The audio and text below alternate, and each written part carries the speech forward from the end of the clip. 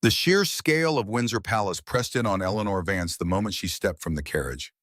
Sunlight caught the polished stone, making the grand entrance gleam with an ancient, silent power. Her small gloved hand tightened on the strap of her traveling bag, a sudden tremor running through her. The air, cool and smelling faintly of damp earth and distant wood smoke, felt heavier here, saturated with history. Each step echoed on the vast marble floors, the sounds swallowed by the soaring ceilings. Gilded frames held portraits whose eyes seemed to follow her, observing her every hesitant movement. Whispers, like the rustle of silk, drifted from distant corridors, weaving a complex tapestry of sounds she could not yet decipher. She smoothed her simple traveling gown, feeling suddenly conspicuous amidst the vibrant silks and sharp tailoring of the few courtiers she glimpsed. Her auburn hair, usually a source of quiet pride, now felt a little too bright, a little too unruly. Her hazel eyes, accustomed to the familiar landscapes of her childhood home, struggled to take in the dizzying array of tapestries, statues, and ornate furnishings that filled every space. This palace was a world unto itself, a living, breathing entity demanding reverence and strict adherence to its unspoken rules. Her father, the ambassador, walked ahead, his posture straight, his expression practiced and calm. He moved as though born to these halls, leaving Eleanor to navigate the overwhelming beauty and the subtle undercurrents on her own. She felt a lightness in her chest, a mixture of awe and a nascent anxiety. Days turned into a week, each filled with formal introductions, stiff dinners, and the endless, intricate dance of court society. Eleanor tried her best to absorb it all, listening intently to the hushed conversations, attempting to understand the veiled meanings behind every polite smile. She found the constant scrutiny both fascinating and draining. Her hands would often clench beneath the table, her fingernails pressing into her palms as she tried to recall the proper etiquette for a beau, the correct way to address a duke, or the subtle hierarchy of seating arrangements.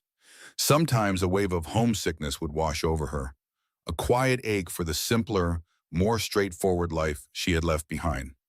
Yet an innate curiosity kept her going, pushing her to observe, to learn, to understand this complex new world.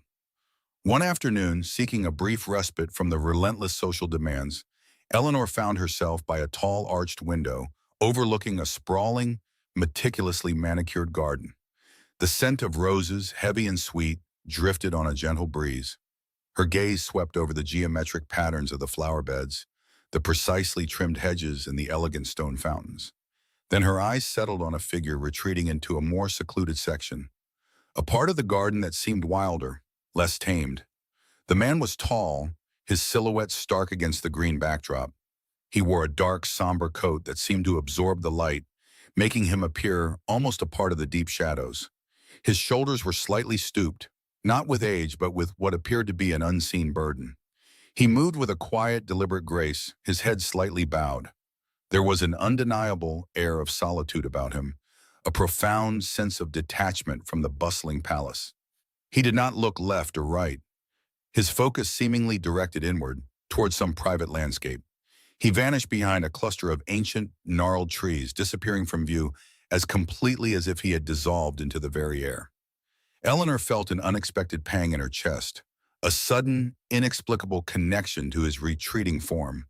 Who was he, this silent man who chose the wild edges of the garden over the glittering heart of the court?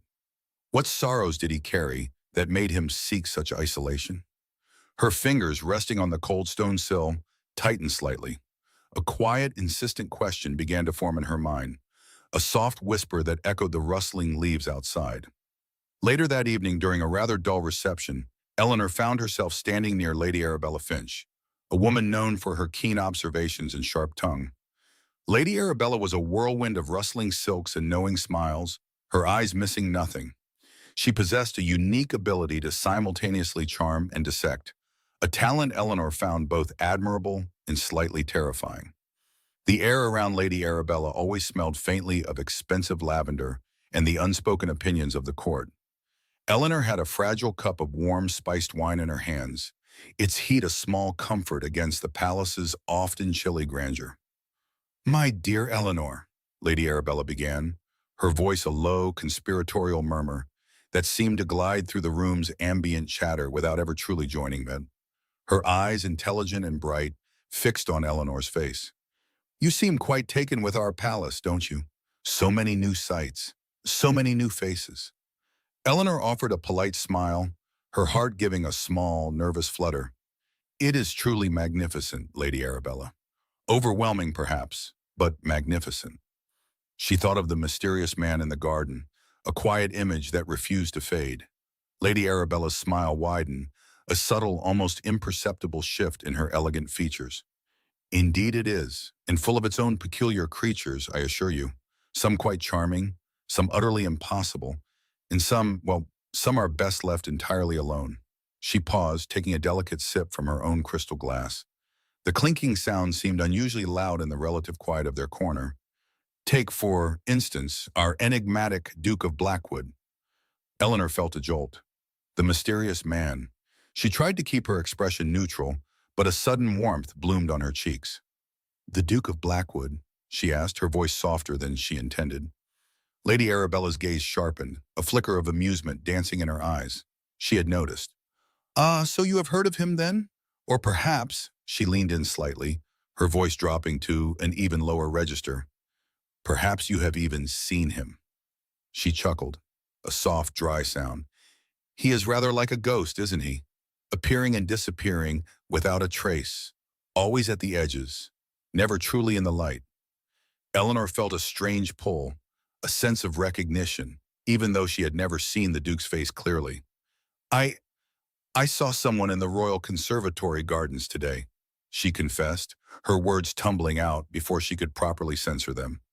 "He seemed quite solitary." Lady Arabella's smile vanished, replaced by a more serious, almost cautionary expression. Her eyes narrowed slightly, sweeping across the crowded room as if to ensure no one was listening too closely. The shift in her demeanor was immediate and profound, transforming her from a gossiping socialite to a stern oracle of courtly warnings. "Solitary, yes, that is one way to put it, my dear. Others might say unapproachable, or perhaps walled off. It is a rather old story, I'm afraid, though no one dares speak of it aloud now." The warning in Lady Arabella's tone was unmistakable, a cold breeze cutting through the palace's warmth. "You must understand, Eleanor, our Duke Alastair is a man of particular circumstances. He keeps to himself always. He has built walls around himself higher and thicker than any in this palace. He values his solitude above all else, and he tolerates no intrusion." Her eyes, usually so sharp with observation, now held a hint of genuine concern for Eleanor's naivety. "He is not like other men at court. He does not seek company, he does not engage in pleasantries, and he most certainly does not welcome curiosity." Eleanor felt a blush deepen on her cheeks. The word curiosity stung, making her feel exposed. She had only meant to observe, to understand. Yet Lady Arabella's words, delivered with such practiced gravity, painted a picture of a man utterly beyond reach. "I see," Eleanor murmured, though she did not truly. Her mind replayed the image of the retreating figure, the quiet burden evident in his posture. "No, I don't think you do, my dear," Lady Arabella said softly, her voice still low but now tinged with a delicate pity. "You are new here. You have a kindness in your heart that, while lovely, can be a dangerous thing in these halls.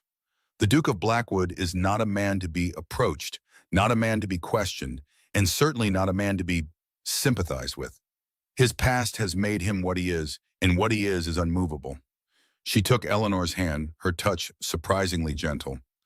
"The court, Eleanor, is a delicate mechanism. Some gears simply do not turn with the others, and it is best to leave them be, lest you break something important." Eleanor looked down at her hand, held within Lady Arabella's soft, perfumed grip. The warning was clear, a crystal-clear pronouncement of the rules she must follow. The Duke was forbidden, a boundary she must not cross. Yet, as Lady Arabella spoke, a strange resistance stirred within Eleanor. Instead of extinguishing her interest, the warning seemed to fan the flames of her curiosity. The very idea of someone so utterly cut off, so profoundly solitary, struck a deep chord within her. Her gentle nature rebelled against the idea that any soul should be left entirely alone, wrapped in an impenetrable shell of sorrow. She thought of the way the man had retreated, as if seeking refuge. She had seen no anger, no malice, only a profound, almost aching solitude. Lady Arabella's words painted him as dangerous, as a force to be avoided. But Eleanor's heart, despite its naivety, felt something different. It was not a reckless defiance, but a quiet, insistent need to understand. The palace, with all its splendor and its rigid rules, suddenly felt less grand, less intimidating, and more like a cage around a wounded bird. The image of the somber figure, disappearing into the wilder parts of the garden, pulsed in her mind with an unexpected vividness. Her fingers tightened once more on the cup, the warmth a familiar anchor. Lady Arabella's advice, born of experience and a genuine desire to protect, should have been enough. It should have instilled fear, or at least a healthy respect for the unspoken boundaries of the court.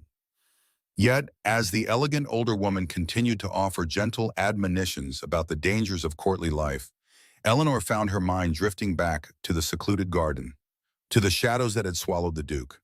The warning had been delivered, clear and precise, but it had done little to quell the growing, undeniable pull she felt towards the mysterious figure in the garden.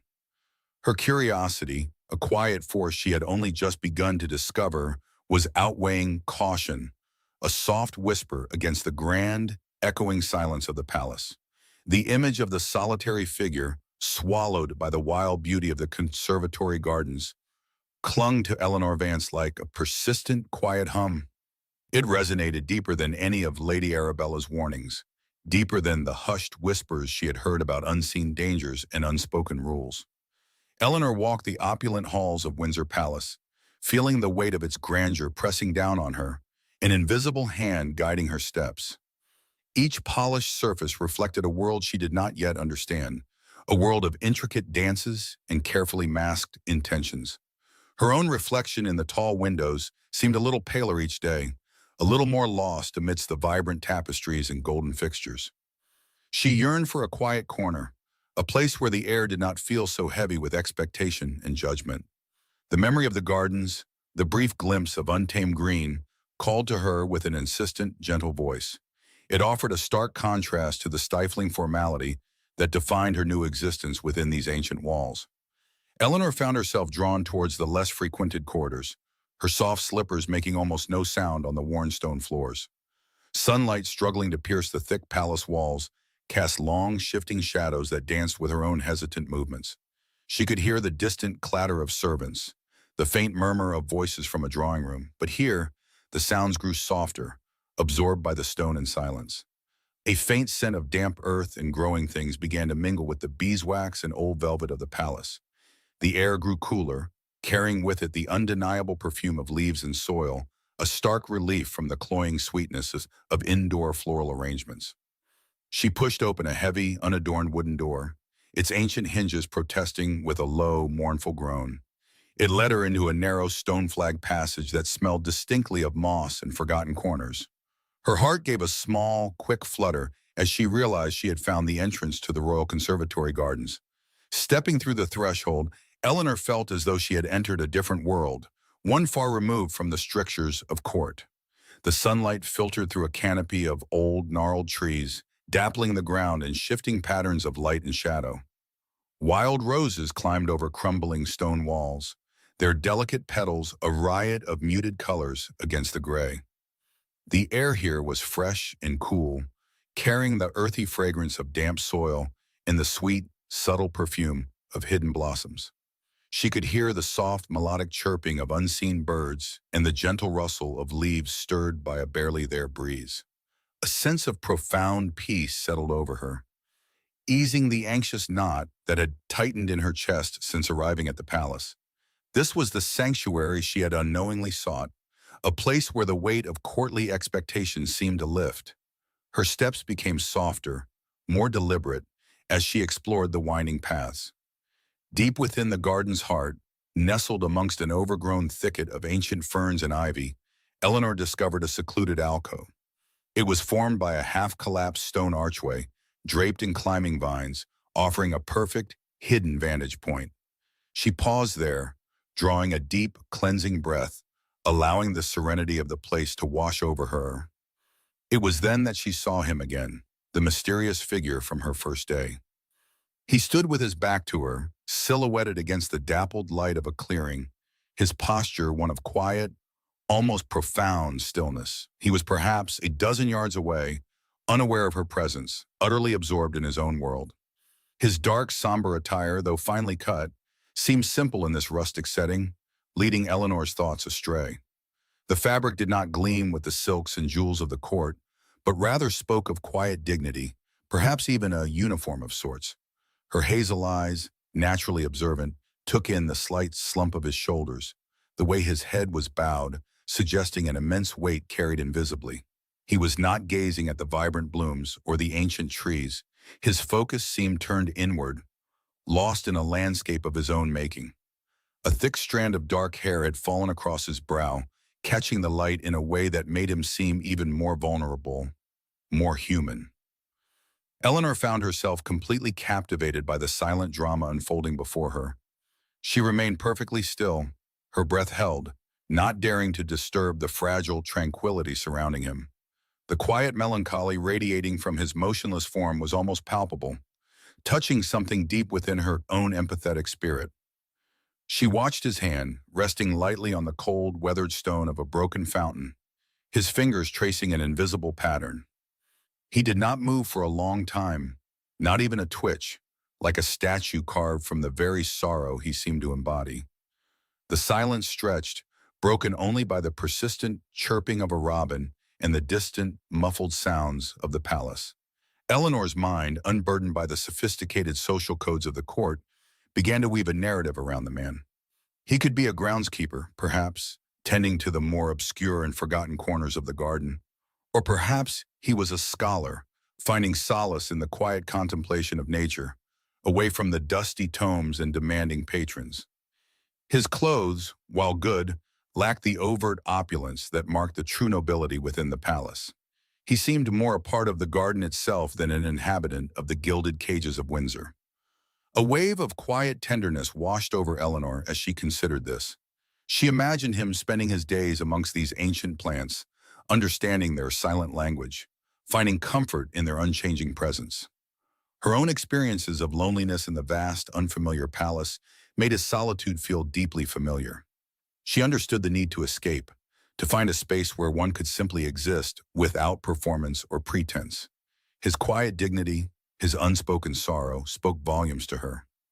She noticed the subtle tension in his jaw, a faint line etched between his dark brows, even from this distance. It was the mark of deep thought, or perhaps profound worry. Eleanor's heart ached with a strange, unbidden sympathy. She wondered what thoughts occupied such a quiet, still man in such a solitary place. Did he carry burdens that no one else saw? Did he have worries that kept him awake at night? A small, wild rose, its petals a soft blush pink, lay discarded near his feet, perhaps fallen from the archway above. He did not seem to notice it, his gaze fixed on some point beyond the visible world. Eleanor pictured him picking it up, turning it gently in his fingers, but he remained motionless, frozen in his pensive state. The air felt heavy, almost thick with his unspoken sadness, even from her hiding place. Her fingers instinctively tightened around a cool, smooth pebble she had picked up earlier, the rough edges of her own loneliness finding an unexpected echo in his.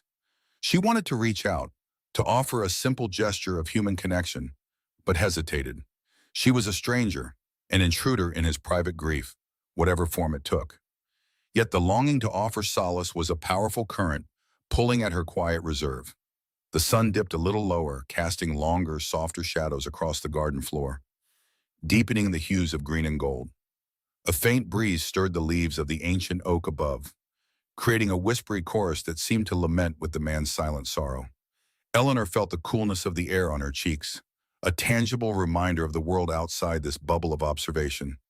She shivered, but not from cold. It was the chill of another person's profound isolation. She imagined the kind of life he must lead, a life away from the glittering balls and the sharp tongues of the court, a life of quiet dedication, perhaps to the earth, or to the dusty pages of old books. This simple, honest existence, she thought, might be a refuge from the superficiality she had already witnessed in the palace. She found herself admiring his choice, or perhaps his fate, to inhabit such a peaceful, introspective world. A small bird, bold and unafraid, landed on a branch directly above the man's head, tilting its tiny head as if observing him. Even the creatures of the garden seemed to recognize his quiet presence, his harmlessness. Eleanor watched, a gentle smile playing on her lips, a rare moment of lightness in the profound empathy that filled her. She felt an almost protective instinct towards this unknown, sorrowful man. The quiet had become almost unbearable, a rich tapestry woven with the rustling of leaves and the distant, muted sounds of the palace. Then a sound, soft yet distinct, broke through the stillness. It was a sob, deep and profound, escaping the man's lips. A sound laden with a sorrow so immense it seemed to ripple through the very air. It was a sound of utter weariness, of a spirit burdened beyond measure. Eleanor felt it resonate within her own chest, a sudden sharp pang that echoed the man's unspoken grief. Her breath caught in her throat. It was not merely a breath, but the quiet release of years of hidden pain, a testament to a suffering so deep it defied words. She felt her own eyes prickle, a wave of overwhelming emotion washing over her as if she had personally experienced the source of his profound sadness.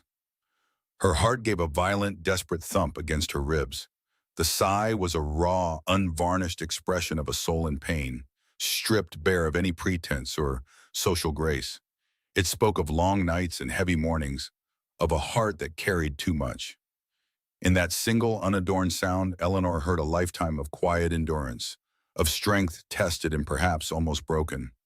An illogical, urgent need surged through Eleanor, a desperate longing to offer comfort, to somehow ease the unbearable weight that had just escaped him.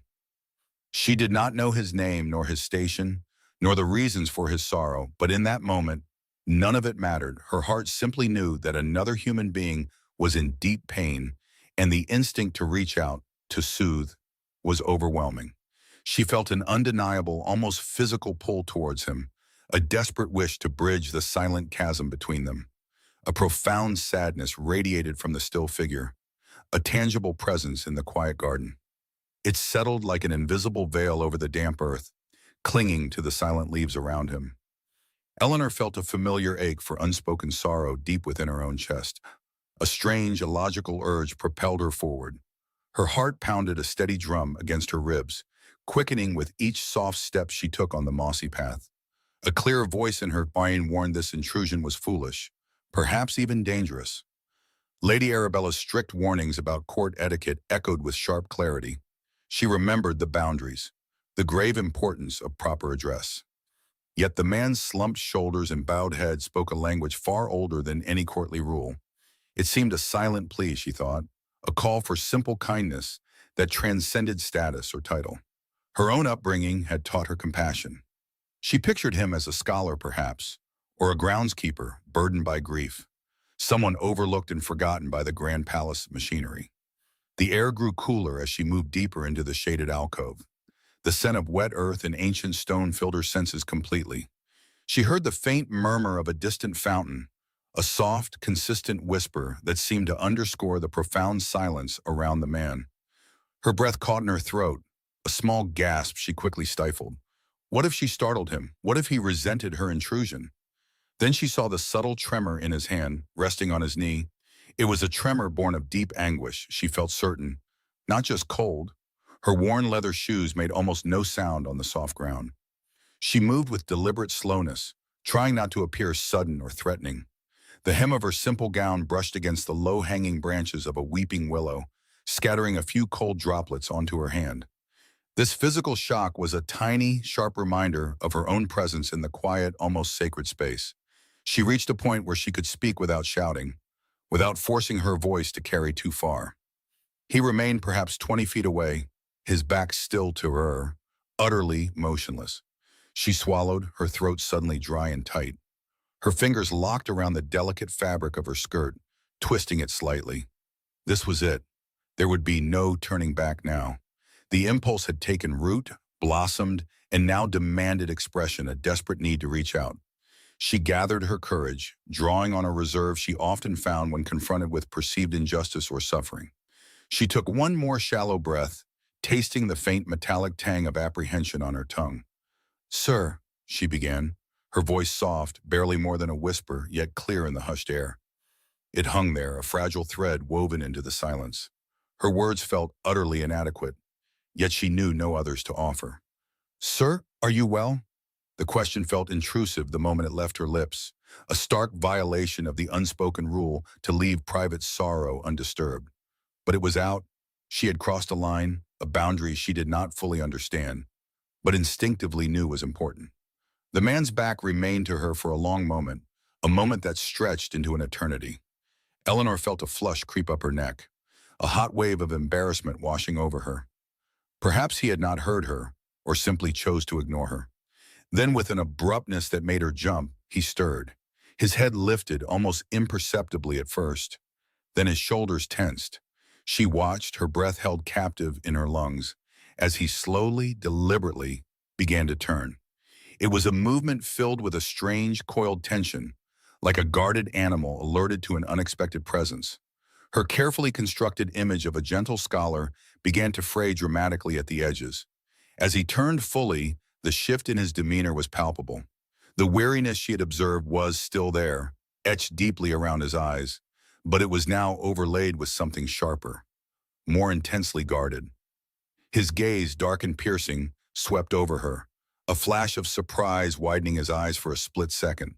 This was not the mild curiosity of a groundskeeper, nor the gentle inquiry of a scholar.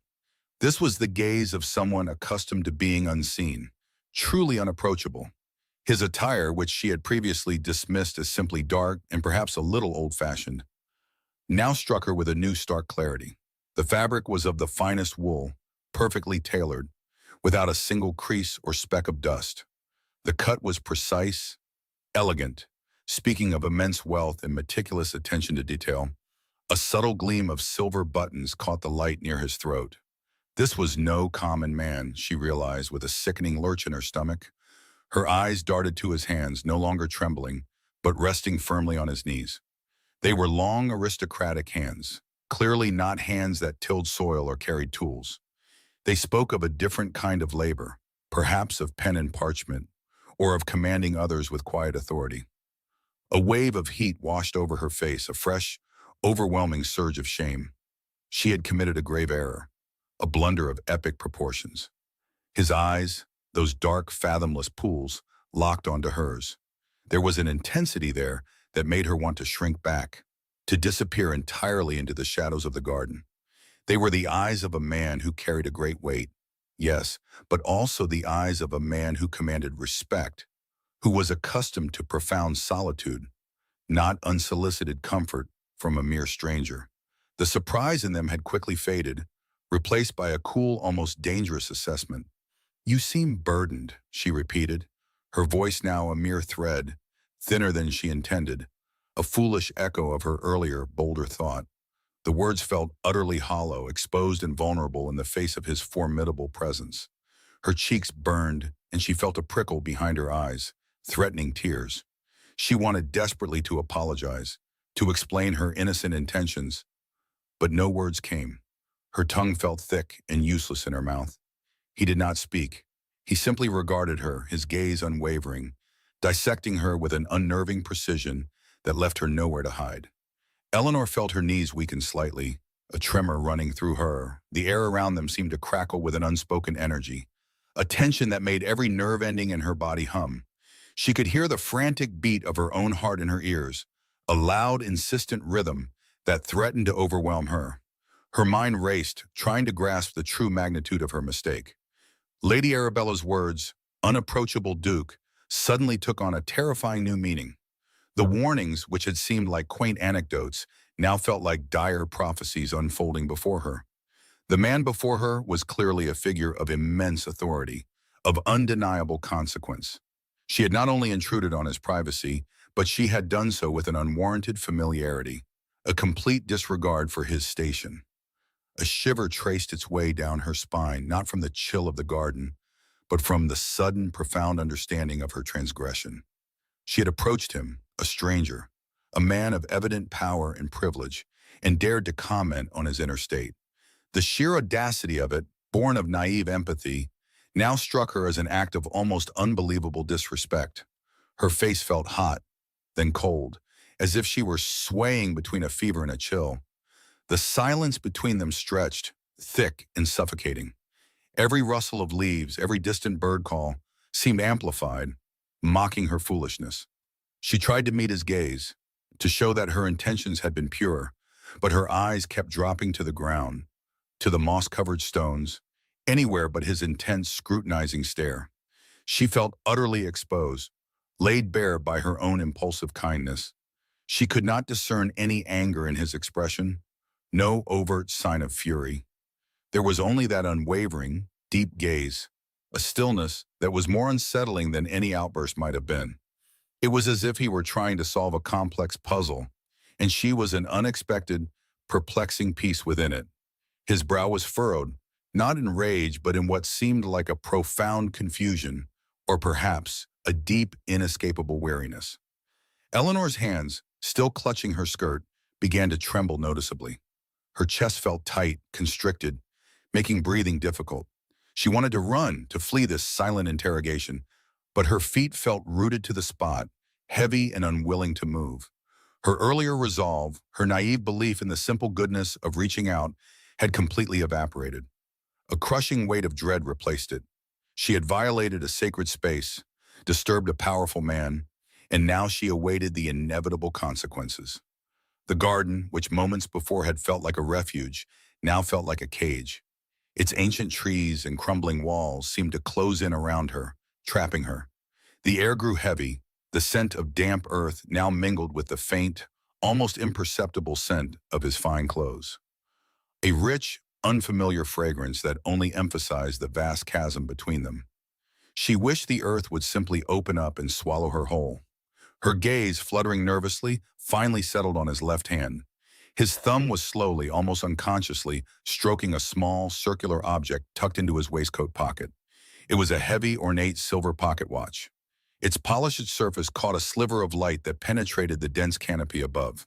She could not hear it, not yet, but she imagined its steady, rhythmic ticking, a silent count of the agonizing seconds that passed between them. The watch was an anchor, a small, tangible detail in the overwhelming abstractness of her mistake. It spoke of time, of routine, of a world that continued its measured pace despite the maelstrom of her own emotions. And then, as if on cue, a faint, almost imperceptible sound reached her ears. A soft, steady tick-tock. It was the sound of the pocket watch, a small, relentless pulse in the vast, tense silence that had fallen between them. She braced herself, her entire body rigid and tense. Her jaw was clenched so tightly her teeth ached. She closed her eyes for a fleeting second, preparing for the reprimand, the dismissal, the cold, cutting words that would surely follow. The ticking grew louder in her heightened awareness, a stark, metallic rhythm that underscored her profound mistake. The air hung thick with unspoken words, with the crushing weight of her trespass, as Eleanor waited for him to speak, for his judgment to fall. Alistair froze, his hand dropping from the heavy silver pocket watch, the quiet rhythm of its ticking suddenly stark against the garden stillness. His dark eyes, which had held a distant, almost mournful quality moments before, now snapped to hers with an intensity that made Eleanor's breath catch. A flicker of something unreadable, perhaps surprise, perhaps annoyance, crossed his aristocratic features. The air, already cool in the shadow of the ancient trees, seemed to thicken around them. Eleanor's heart hammered against her ribs, a frantic drumbeat demanding she retreat, yet her feet remained rooted to the earth. She could feel the chill seeping into her thin gown, a cold reminder of the propriety she had so carelessly abandoned.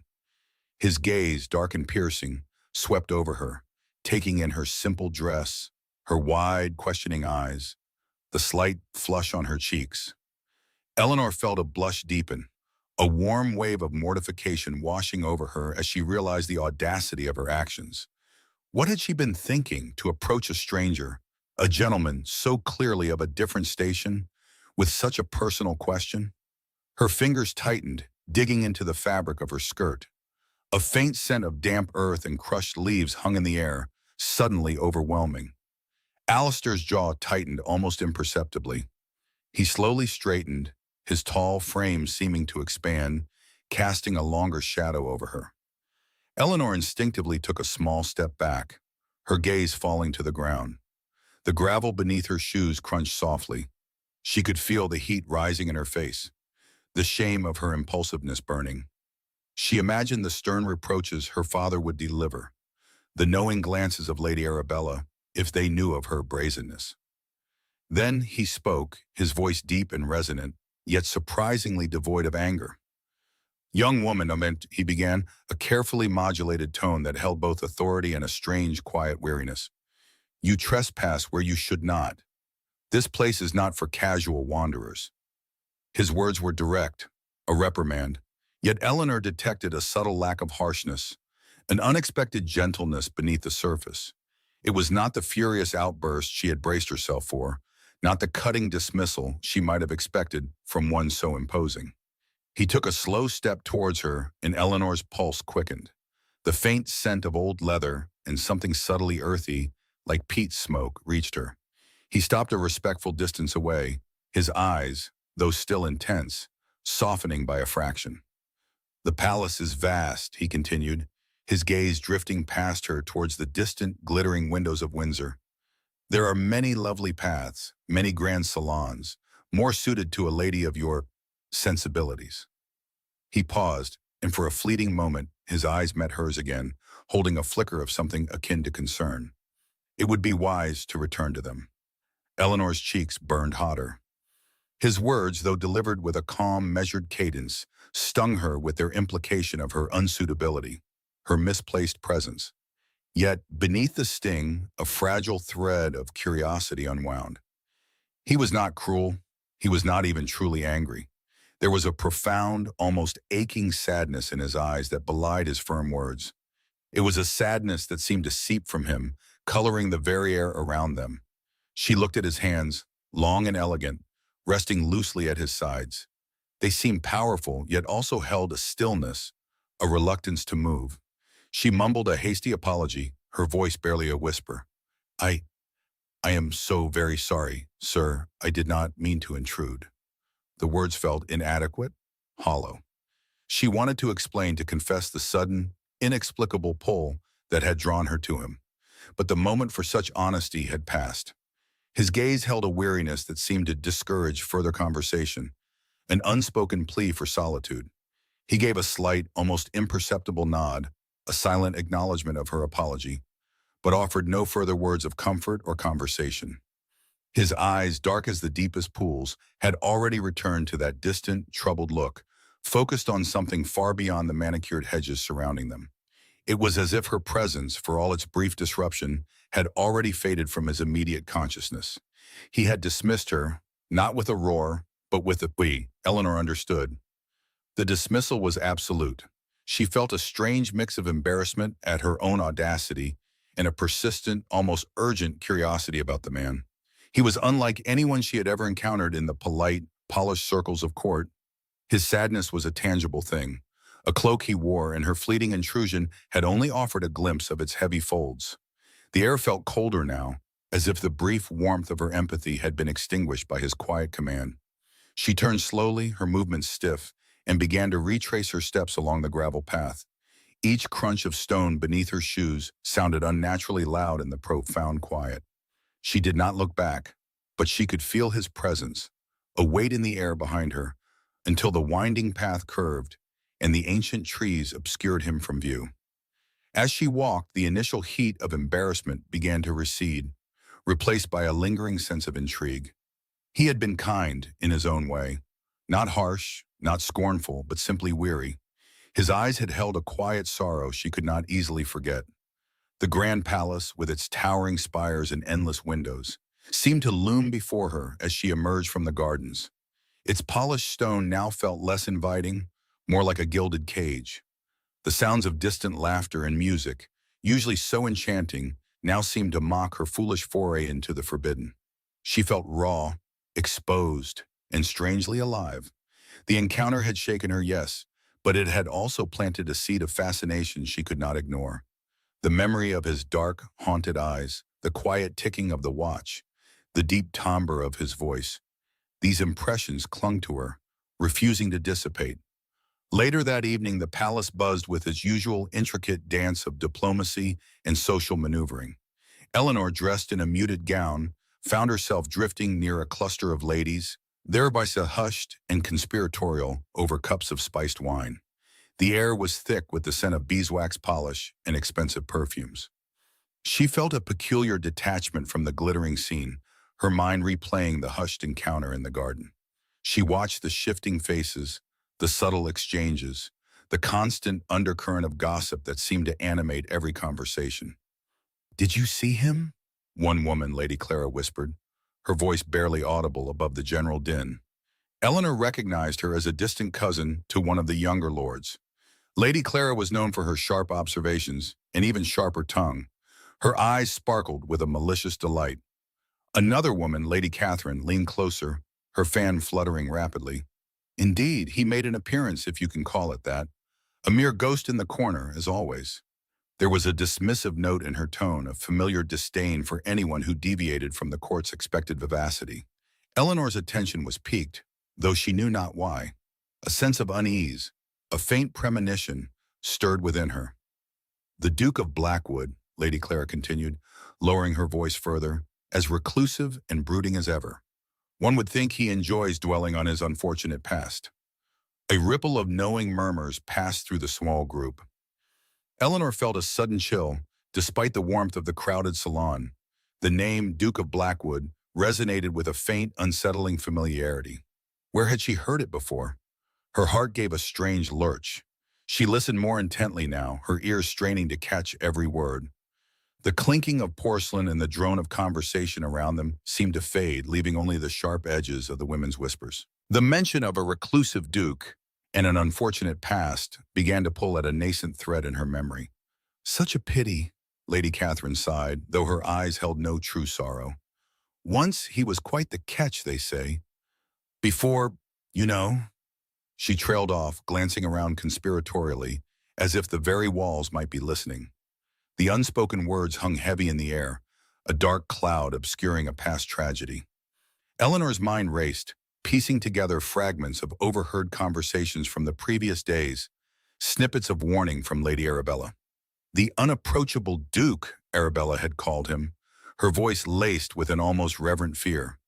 The mysterious man in the garden, with his somber attire and profound melancholy. The ticking pocket watch. The way he carried himself with an air of quiet, undeniable authority. The pieces clicked into place with a sudden, jarring force that left her breathless. The man in the garden, the man she had so foolishly approached, was not a groundskeeper or a scholar. He was the Duke of Blackwood, the reclusive, unapproachable Duke, whose very name was spoken with a mixture of awe and pity. A cold dread settled in the pit of her stomach. She had spoken to him. She, the naive daughter of a newly arrived ambassador, barely accustomed to the strictures of court, had dared to accost one of the highest-ranking, most formidable men in the kingdom. Her question, so innocent in her own mind, now seemed a monumental impertinence, a social transgression of the highest order. The implications washed over her, chilling her to the bone. Her father's position, her own reputation, all could be jeopardized by this single foolish act. She remembered his quiet gaze, his carefully chosen words, his gentle yet firm dismissal. It had not been anger in his eyes. It had been an immense, bottomless weariness, a profound desire to be left undisturbed. He had shown remarkable restraint, considering her blatant disregard for his privacy and indeed his station. She imagined the scandal that would erupt if her actions were known, the whispers turning into shouts, the glares of disapproval. Yet, amidst the fear, another feeling began to stir, a quiet hum beneath the terror. The knowledge of his identity, far from repelling her, only deepened the enigma. The man she had encountered was not merely a duke, he was a figure cloaked in tragedy and mystery, someone whispered about but rarely seen, whose very existence was a subject of fascination.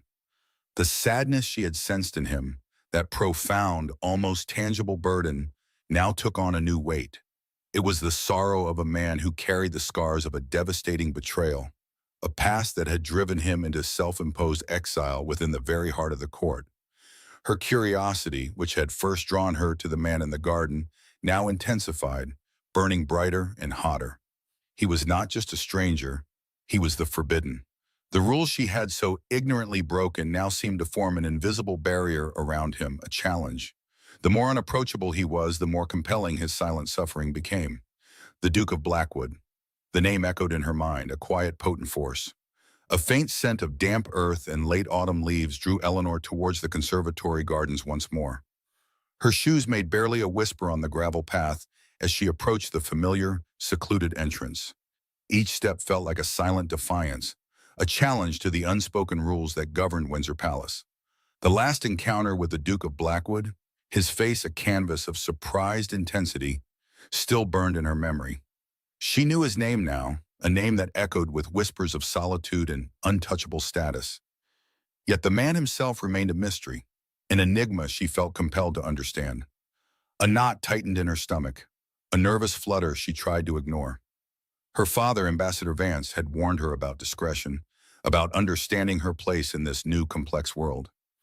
Yet the image of the Duke's shadowed eyes, the unexpected gentleness in his dismissal, pulled her back. It was not mere curiosity now. It was a stirring of something deeper, a quiet empathy for the profound sadness she had sensed within him. She pushed through a dense thicket of overgrown roses, their thorns catching lightly on the fabric of her simple day dress. The air grew cooler here, hushed, as if the very plants held their breath. He was there as she had half hoped, half feared, a solitary figure seated on a moss-covered stone bench, his back to her. The sunlight, dappled through the thinning canopy of ancient oaks, painted shifting patterns on his dark, impeccable coat. His head was bowed, his posture radiating an almost palpable weariness that seemed to sink into the very stones around him. She saw his hand, familiar now, subtly fiddling with the ornate silver pocket watch, its rhythmic tick a phantom sound in her ears. He was lost in his thoughts, adrift in a world she could only glimpse. Eleanor did not approach him this time. She hesitated, her heart thumping a frantic rhythm against her ribs. The memory of her last impulsive address, the stark surprise in his eyes, held her rooted to the spot.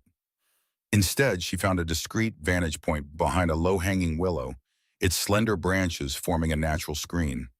From there, she watched him, letting the stillness of the garden settle around her, the gentle murmur of a distant fountain, the rustle of a squirrel in the undergrowth. These were the only sounds disturbing the profound quiet, her breath hitched in her throat as she waited. Minutes stretched into what felt like an eternity. The chill began to seep into her bones, but she did not move. Her gaze remained fixed on his profile, now visible as he slowly lifted his head, his dark eyes scanning the overgrown foliage. He was not looking for her, she knew, but rather gazing into some unseen distance, perhaps into the past. His expression was utterly unreadable, a carefully constructed mask of noble sorrow. Then his eyes seemed to snag on something, a flicker of movement, perhaps a ray of light, exactly where she stood. A subtle shift in his posture, a barely perceptible turning of his head, and their eyes met. There was no startle this time, no sharp intake of breath on his part. Only a long, steady gaze that seemed to hold a question, a recognition. Eleanor felt a flush creep up her neck, her cheeks warming under his unwavering scrutiny. Her fingers instinctively tightened on the worn leather of her small reticule. The silence that followed was different from before.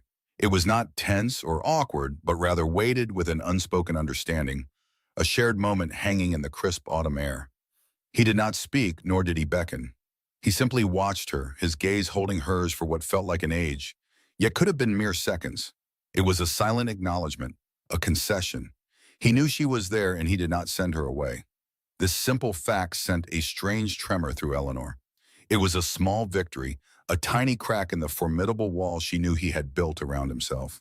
She offered a hesitant, almost imperceptible nod, a silent plea for permission to remain, for a chance to simply exist in his presence. He gave no answering nod, no smile, yet his eyes did not turn away immediately.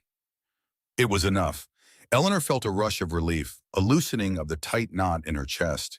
She slowly stepped out from behind the willow, moving with deliberate, quiet grace. She did not approach the bench where he sat, but instead chose another, a short distance away, partially hidden by a cluster of tall, faded hydrangeas. She sat down, her hands clasped in her lap, feeling the cold seep through her dress. The air around them remained still, charged with unspoken expectation. He cleared his throat, a soft, almost inaudible sound that broke the spell. "Miss Vance," he said, his voice deep and resonant, yet carefully modulated, a tone of polite neutrality. It was the first time he had used her name, and it sent another jolt through her. It meant he remembered her, perhaps even learned her name. "Are you fond of these gardens?" Eleanor swallowed, her voice a little shaky as she replied, "Yes, Your Grace, very much so. They offer a quiet solace from the palace's bustle." She chose her words with care, acutely aware of her audience yet determined to be honest. The irony was not lost on her. She sought solace, and so, it seemed, did he. The palace's bustle, the very heart of the court, was where he was most exposed, and where she was a curious newcomer. Alistair turned his head fully toward hers then, his eyes studying her with an intensity that made her skin prickle. "Solace," he echoed, the word a soft exhalation, almost a sigh, a rare commodity indeed. He did not elaborate, but the weight of his words, the quiet resignation in his tone, spoke volumes of a deeper understanding, a shared sentiment of isolation. Eleanor felt a pang of profound empathy, a longing to reach out, to ask more, but she held back. She knew the delicate balance she had to maintain. Their conversations over the following days and weeks continued in this manner. Brief, carefully neutral, yet each one feeling like a step closer, an unraveling of the intricate layers that shrouded the Duke of Blackwood. She would return to the gardens, sometimes finding him there, sometimes waiting until he arrived. The silent acknowledgement became a routine, a subtle dip of his head, a slight pause in his movements, indicating he knew she was present. He never invited her to sit closer, nor did she press the issue. The distance between their benches, a few yards of overgrown path, felt like a respectful boundary, a silent compromise. They spoke of the changing seasons, the fading colors of the garden, the subtle shifts in the air. "The winter approaches early this year," he might remark, his gaze fixed on a distant, skeletal tree. Eleanor would nod, perhaps adding, "The chill has a way of sharpening the senses, Your Grace." She tried to match his measured tone, his careful choice of words, yet she allowed a hint of her natural observations to filter through. He never smiled, not truly, but sometimes a fleeting shadow of something akin to amusement would cross his features, like a cloud passing over the sun. Once she spoke of a book she was reading, a collection of ancient fables. He listened, his head slightly tilted, his fingers unconsciously tracing the edge of his pocket watch. When she finished recounting a particularly poignant tale, he surprised her by saying, "The old stories often hold the deepest truths, do they not, Miss Vance?" His voice was softer then, less formal, a warmth in its depths she had not heard before. It was a tiny crack, a fleeting glimpse into the man beneath the Duke. Each exchange, no matter how brief, how seemingly mundane, left Eleanor with a deeper, unexplainable connection to his silent sorrow. She observed the way his eyes seemed to carry the weight of years even as he spoke of the weather. She noticed the slight tremor in his hand when he would finally put away his pocket watch, as if the very act of revealing his inner habit caused him discomfort. His silence was not empty. It was full of unsaid things, of emotions carefully locked away, and Eleanor, with her quiet empathy, began to feel the echoes of those emotions herself. Her heart would pound when he arrived, a nervous anticipation she could not quell. Her breath would catch in her throat when he spoke, analyzing each word for a deeper meaning, a hint of the man behind the title. She felt a magnetic pull towards him, a desire to understand the burdens he carried, to somehow ease the pain she sensed radiating from him. It was an illogical, dangerous feeling, she knew. Society deemed him untouchable, damaged, yet to her, he was simply a soul in quiet agony, and she found herself drawn to that raw, unvarnished truth. One afternoon, the sky was a bruised purple, threatening rain. He was already there, standing by the crumbling fountain, his back to her, watching the leaves swirl in the slight breeze. She approached her usual bench, settling down softly. He did not turn immediately, but she saw his shoulders subtly relax, a sign that her presence was no longer a shock. "The air smells of rain," she offered, her voice a soft murmur. He finally turned, his eyes meeting hers across the small expanse of the garden. "Indeed," he replied, his gaze lingering. "A cold rain, I suspect." He stood for a moment longer, observing her, and for the first time Eleanor felt a flicker of something different in his dark eyes. Something beyond neutrality, beyond sorrow. It was a fleeting moment, gone before she could truly grasp it, but it left a peculiar warmth in her chest. Then, as if a silent clock had struck an invisible hour, he moved. He turned, not sharply, but with a deliberate slowness, and began to walk away, deeper into the less tended parts of the garden, towards a distant, forgotten gate. Eleanor watched him go, a familiar ache beginning in her heart. Their brief encounters were always like this, a shared moment, a fragile connection, and then his inevitable retreat back into his solitude. But this time, just before he disappeared from view behind a thick curtain of overgrown ivy, he paused. He did not turn his body fully, but he glanced back, a quick, almost imperceptible turn of his head. His dark eyes found hers across the distance, and in that fleeting moment, Eleanor saw an expression she could not decipher. It was unreadable, a blend of emotions too complex, too deep to fathom. Then he was gone, swallowed by the shadows and the encroaching gloom of the garden, leaving her to wonder about the unspoken words that hung heavy in the cooling air.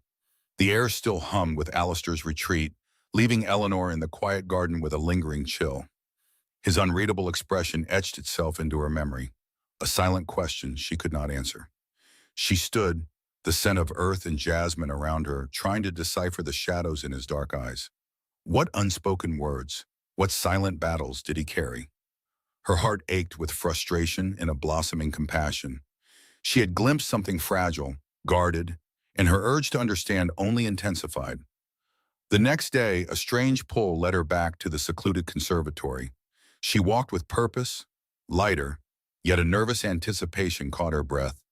The stone path felt familiar now beneath her slippers, a secret route she knew by heart. She saw him on the crumbling bench, still and composed. Relief washed over her. He did not look up, his gaze fixed on distant trees. Eleanor approached slowly, her gown rustling. She did not speak, settling onto the opposite end, a respectful distance away. The silence was not awkward. It felt like a soft blanket. It was a language they were learning, built on shared space and unspoken understanding.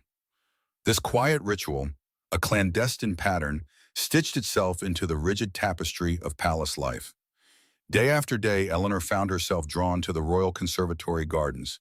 It became her sanctuary, where court expectations dissolved into the wind's whispers. She carried vivid palace impressions, glittering balls, polite smiles, veiled judgments. In the garden to Alistair, she began to unravel them. She spoke of the strangeness, the intricate dances, the dizzying array of titles and traditions. "Everyone here seems to speak in riddles," she once murmured, plucking a fallen rose petal. "They say one thing, but their eyes often tell another story entirely." She turned the petal in her fingers, soft against her skin. "I try to read between the lines, but there are too many layers." Alistair listened. His dark eyes, once unapproachable, now held a patient, reflective quality. He rarely interrupted, responding with a nod or a subtle shift in gaze. Yet Eleanor felt the weight of his attention, a steady presence that grounded her. She sensed his mind working, processing her words, perhaps seeing truth through his own wary lens. She spoke of Lady Arabella Finch, whose knowing smile was a constant, unnerving presence. "She watches, you know," Eleanor had said, a shiver despite the sun. "Not with malice, I think, but with scientific interest, as if we are all insects under a looking glass." Alistair exhaled slowly, a sound like rustling leaves. A ghost of a smile touched his lips, then vanished. That small change sent a jolt through Eleanor, warmth spreading in her chest. It was a rare glimpse behind his formidable wall, a crack revealing echoes of a different man. Their conversations were never about him, not directly. He offered no tales of his past, no explanations for the sorrow clinging to him. Yet, by listening, by letting her innocent questions exist between them, He offered an invitation. An invitation not to his secrets, but to his quiet corner of peace. She never pressed him, sensing his silence was part of him. His stillness was a constant, a bedrock against the shifting sands of court. Eleanor confided in him about small, everyday struggles. The loneliness of being new, the pressure to conform, the feeling of an outsider looking in. She spoke of her father, the ambassador, his tireless efforts, his diplomatic duties. Sometimes she described a beautiful sunset from her window, or a butterfly's intricate wing pattern. She brought him the world, unfiltered. He silently accepted it, holding it gently within his thoughts. The ticking of his silver pocket watch, once ominous, now became a comforting rhythm. Sometimes she watched his long fingers trace the watch's delicate engravings. It was a subtle gesture, revealing restless energy beneath his calm. More and more, the watch remained tucked away, as if her presence stilled its anxieties. Eleanor began to notice subtle shifts in him. His shoulders relaxed when she arrived. His eyes, though sorrowful, held a flicker of curiosity, even fleeting amusement.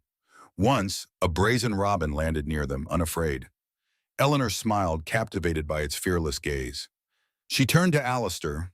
He watched her, a hint of warmth in his eyes, a shared moment of simple joy. Her heart fluttered, a tiny, hopeful bird. She often brought poetry, reading aloud, her voice soft against rustling leaves. She chose verses of nature, quiet contemplation, beauty in overlooked corners. He never asked her to read, nor commented, but his posture would shift, his head tilting, absorbing each syllable. She felt a profound connection, a sense of giving him something he needed, something he would never ask. It was a secret language of care, woven from silence and soft words. These secret meetings became her anchor in bewildering court life. The palace, with its gilded halls and chatter, felt less overwhelming with a quiet respite waiting. She navigated the social maze with a newfound, fragile confidence, carrying a small, precious secret. The contrast between superficial, formal conversations and the garden's profound understanding grew starker. She learned to smile, nod, offer pleasantries, her mind drifting to the secluded bench and its inhabitant. The palace was a place of watchful eyes, where reputations forged and broke with a whisper. Lady Arabella Finch, missing nothing, noticed Eleanor's pattern. Lady Arabella was a permanent court fixture, her sharp intellect honed over decades. She was not cruel but realistic, understanding the intricate web of power and perception. Her eyes, bright and darting, followed Eleanor more frequently now. Eleanor caught glimpses of Lady Arabella, a fleeting shadow in a corridor, a figure at crowded receptions. Lady Arabella's head would bend in conversation, her fan fluttering, but her gaze drifted towards Eleanor, a speculative gleam. It was a silent, unnerving scrutiny.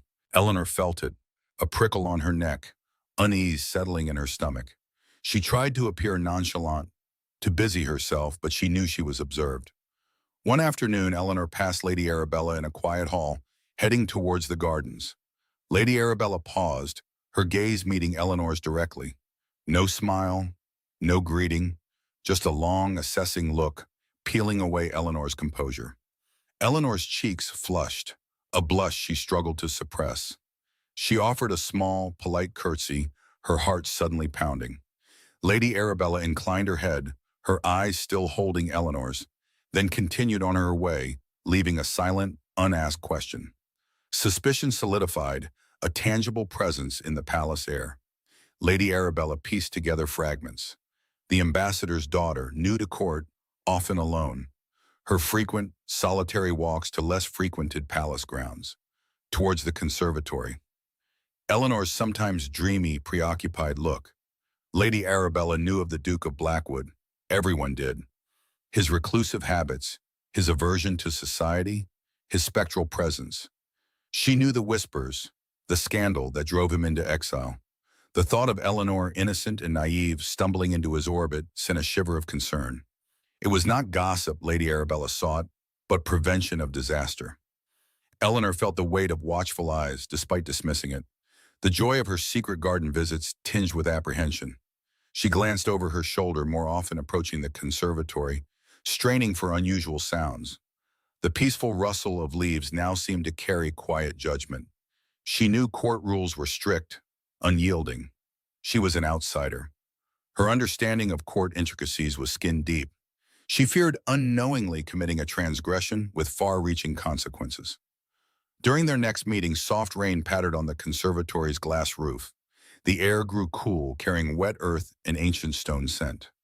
Eleanor pulled her shawl tighter, a shiver running through her. Alistair, sensing her chill, stood, retrieved a heavier cloak from a hidden hook, a simple garment blending with muted garden tones. Without a word, he offered it to her. His hands brushed her shoulders lightly, draping the cloak, a fleeting electric touch that hitched her breath. She looked up, her eyes wide. His gaze held hers, a deep, silent understanding passing between them. It was a moment of profound intimacy, born of shared presence and quiet care. That evening, a grand reception was held in the main ballroom. The vast hall shimmered with 1,000 candles, reflecting off gilded mirrors and marble. Music swelled, a symphony of strings and woodwinds.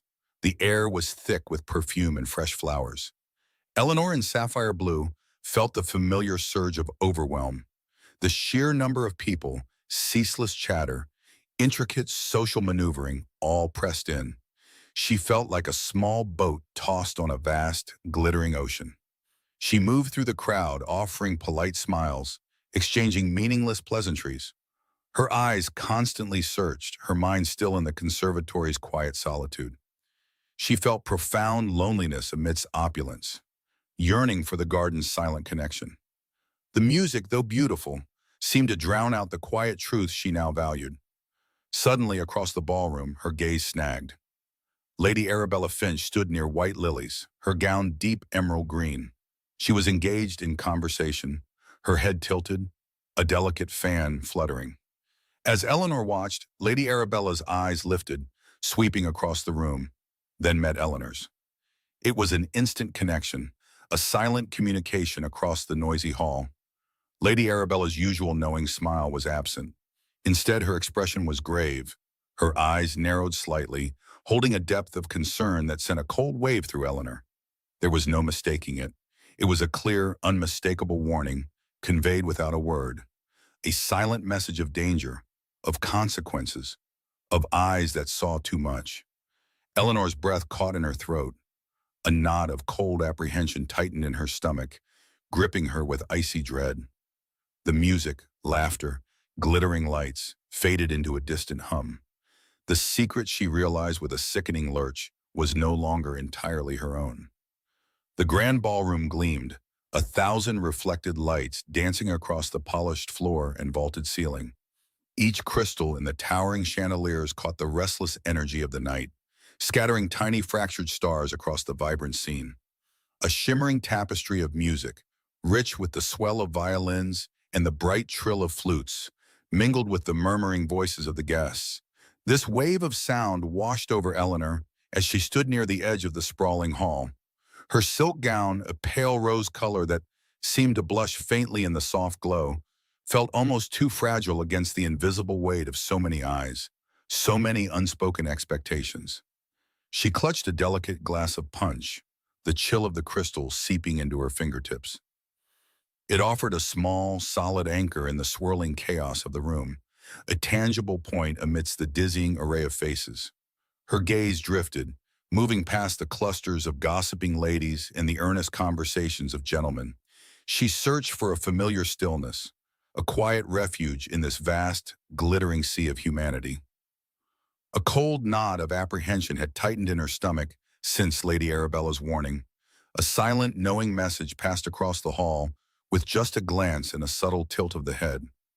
Eleanor knew the court was a hungry beast, constantly seeking fresh morsels of gossip to devour. Yet her thoughts kept returning to the quiet sanctuary of the palace gardens. She remembered the gentle rustle of leaves, the soft murmur of the fountain, and the profound solitude of the man who had found solace there.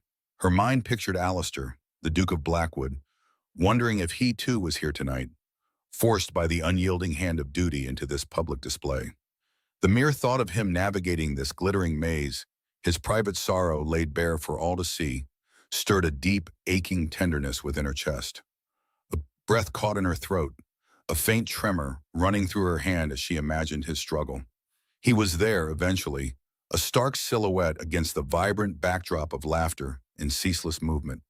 Alistair, the Duke of Blackwood, stood motionless by a tall, arched window, his posture rigidly composed. His dark attire seemed to absorb the light rather than reflect it, making him an almost somber figure. He held no glass, engaged in no conversation, his gaze fixed on some distant, unseen point beyond the palace walls. Eleanor watched him, a silent observer in a room overflowing with noise, and felt a profound, almost painful understanding settle deep in her heart. He was an island, she thought, even in this ocean of swirling people. The solitude he carried was palpable, a quiet force pushing others away. Others seemed to sense his presence like a subtle chill in the otherwise warm air. Conversations would falter for a fleeting moment as he passed, a momentary dip in the general hum. Eyes would quickly avert, then dart back with a flicker of curiosity, sometimes pity, sometimes fear. Whispers, like a restless tide, would follow in his wake.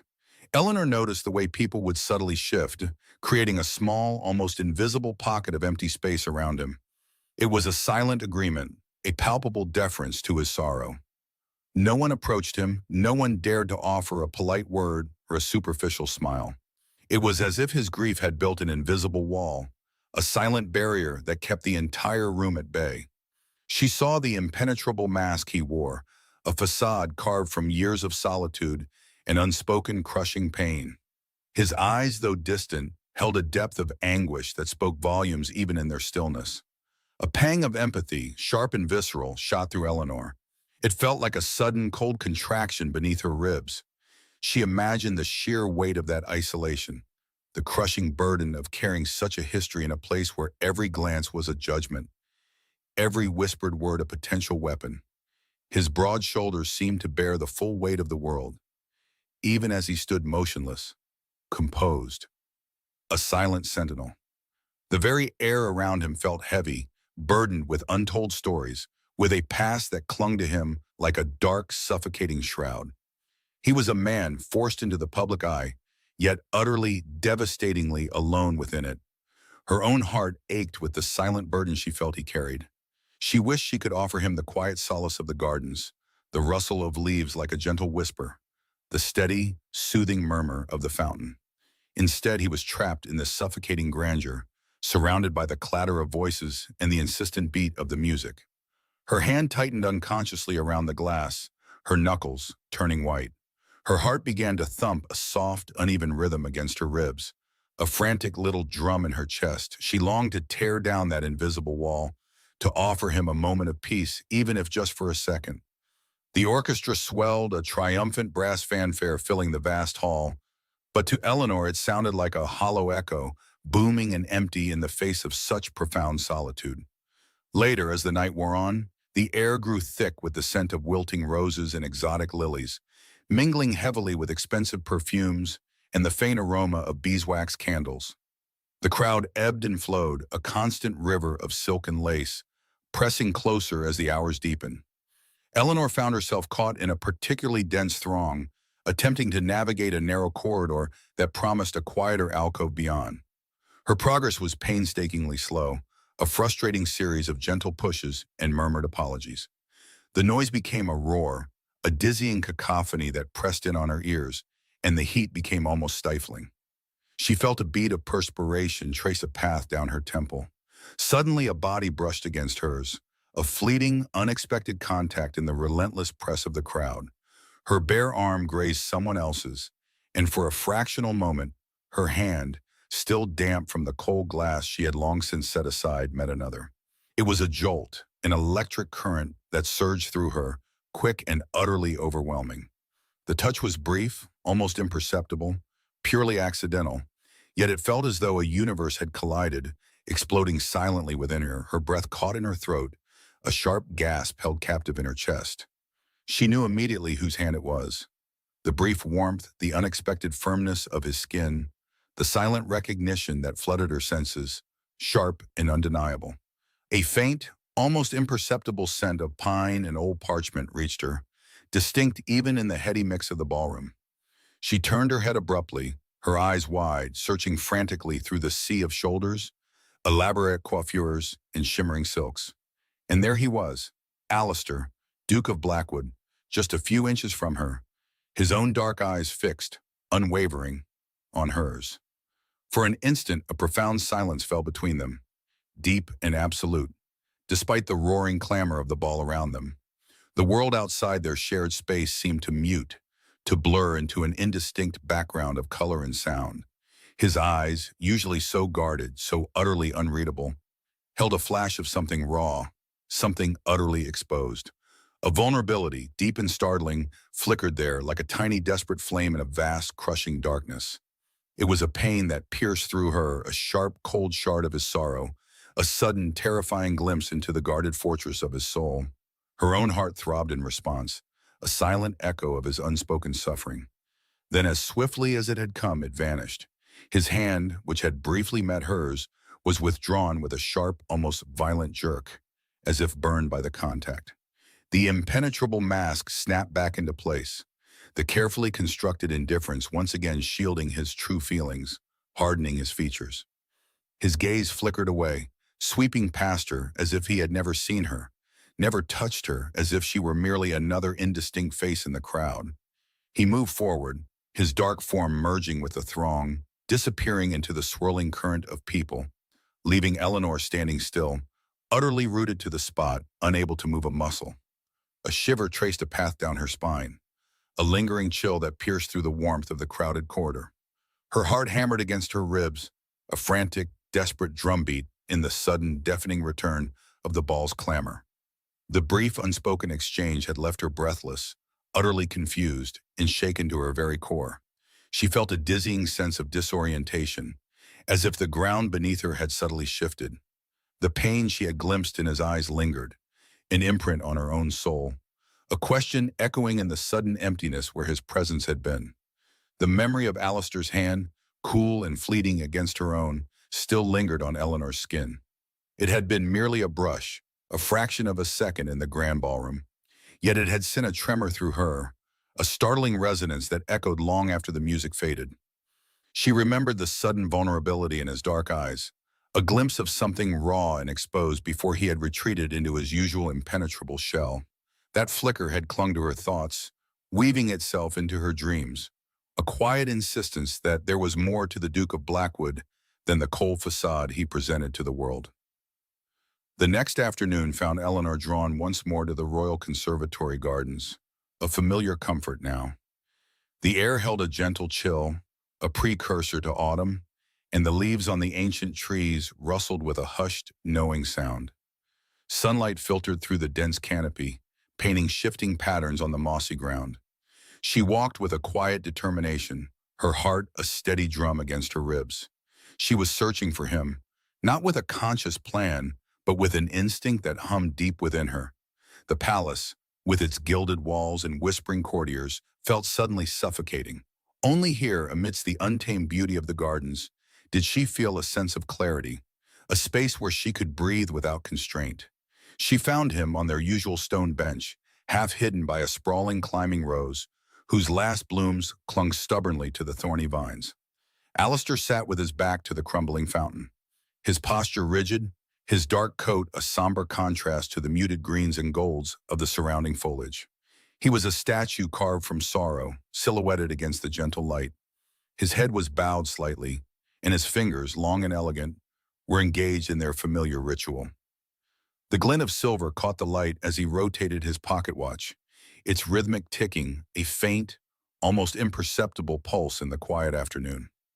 Eleanor watched him for a long moment, hidden partially behind a thick tangle of rhododendrons. The movement of his thumb across the watch's smooth surface seemed to be a language all its own, a silent confession of a troubled mind.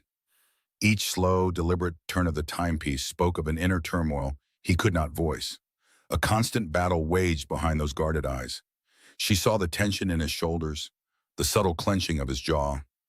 The weight of his presence was almost palpable, a heavy cloak of solitude that seemed to repel all intrusion. A profound wave of empathy washed over her. It was more than pity, it was a deep, aching recognition of a pain she couldn't fully comprehend, but felt with unsettling clarity.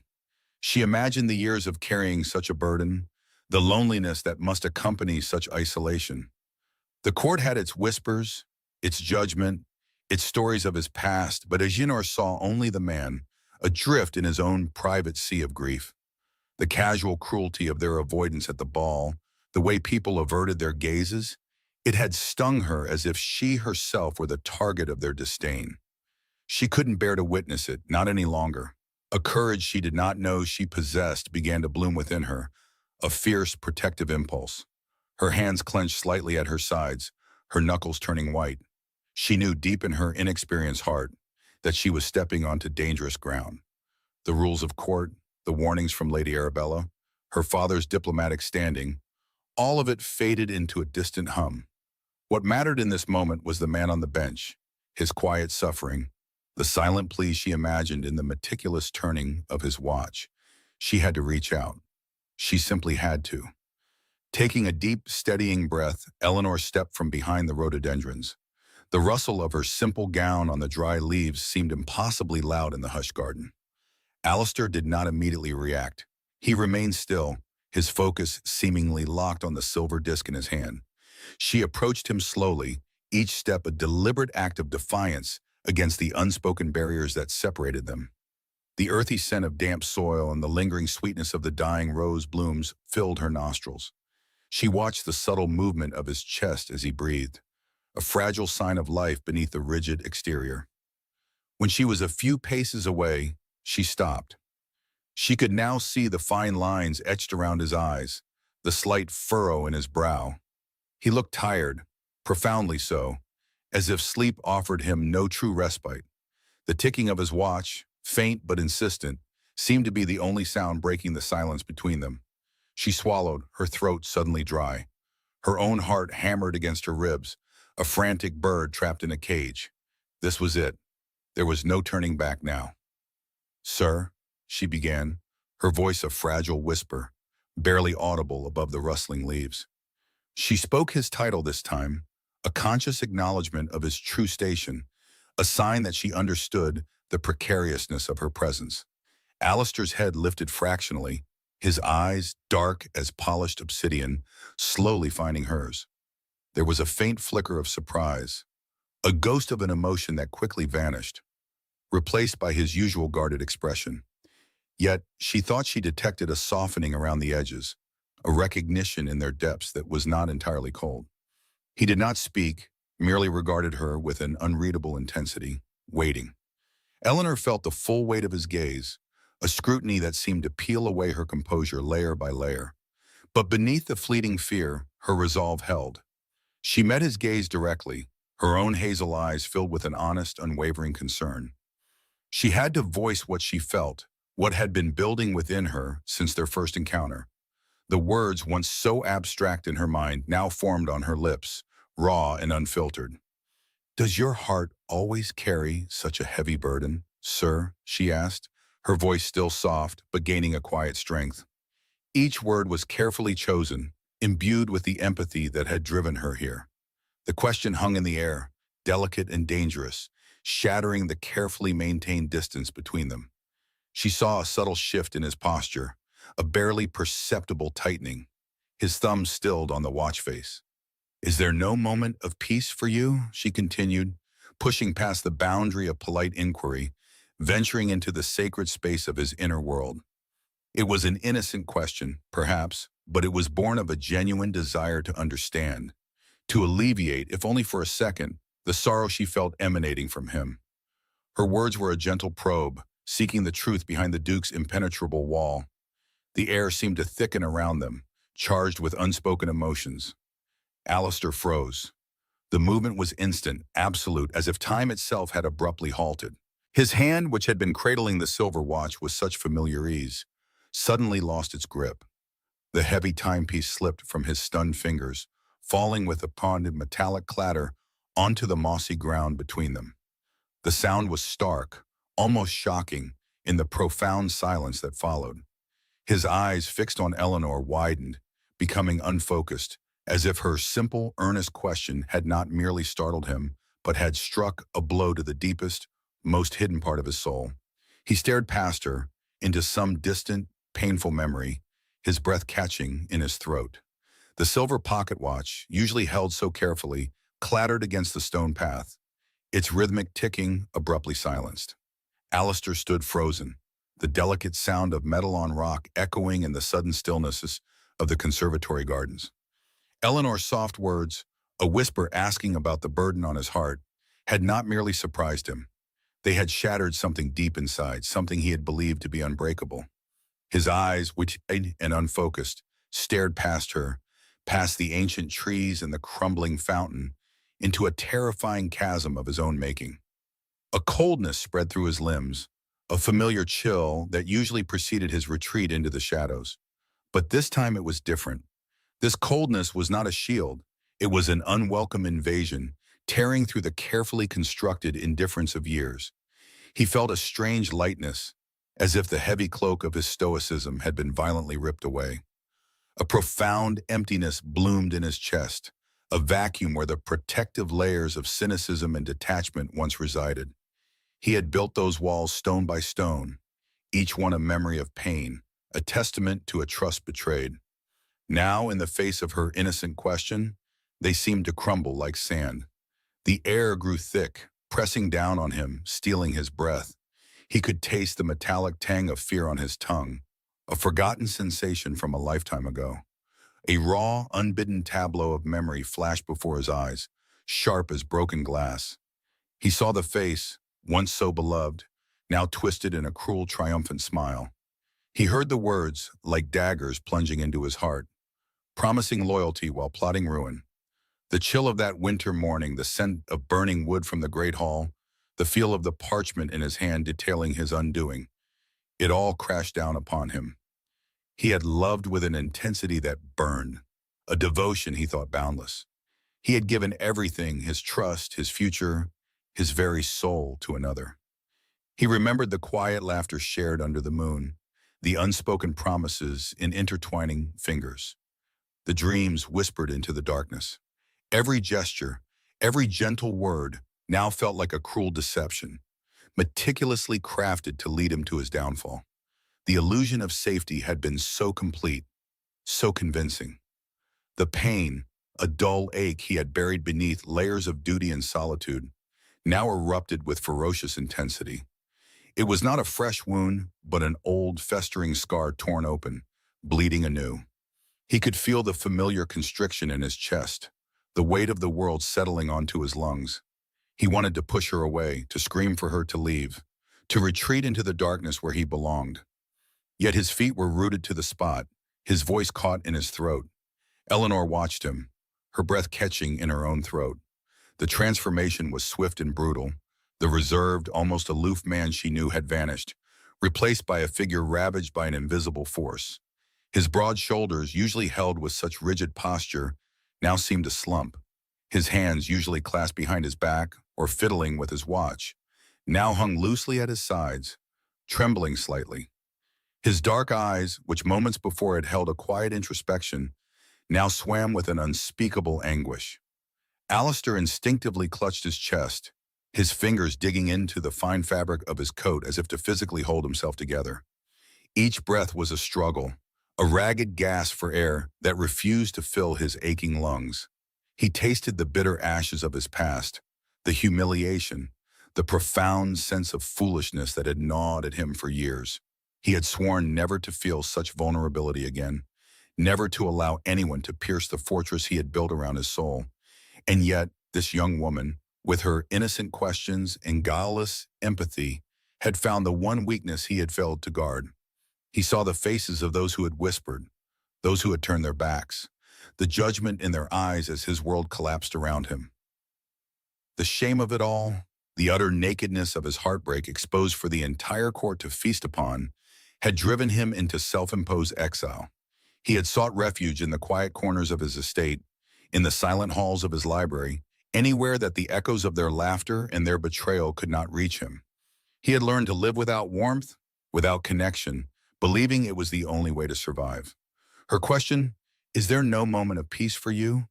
resonated deep within the chambers of his bruised heart. Peace? He had not known true peace since that day. He had found a semblance of calm in solitude, a quiet resignation in his isolation, but never peace. Peace implied an absence of turmoil, a lightness of being he thought forever lost to him. Her words were not an accusation. They were an invitation, a soft inquiry that somehow managed to peel back layers of carefully cultivated armor. He felt the tremors begin in his hands, spreading rapidly through his arms, up his neck, and into his jaw. His vision blurred, not from tears, not yet, but from the sheer force of the memories overwhelming him.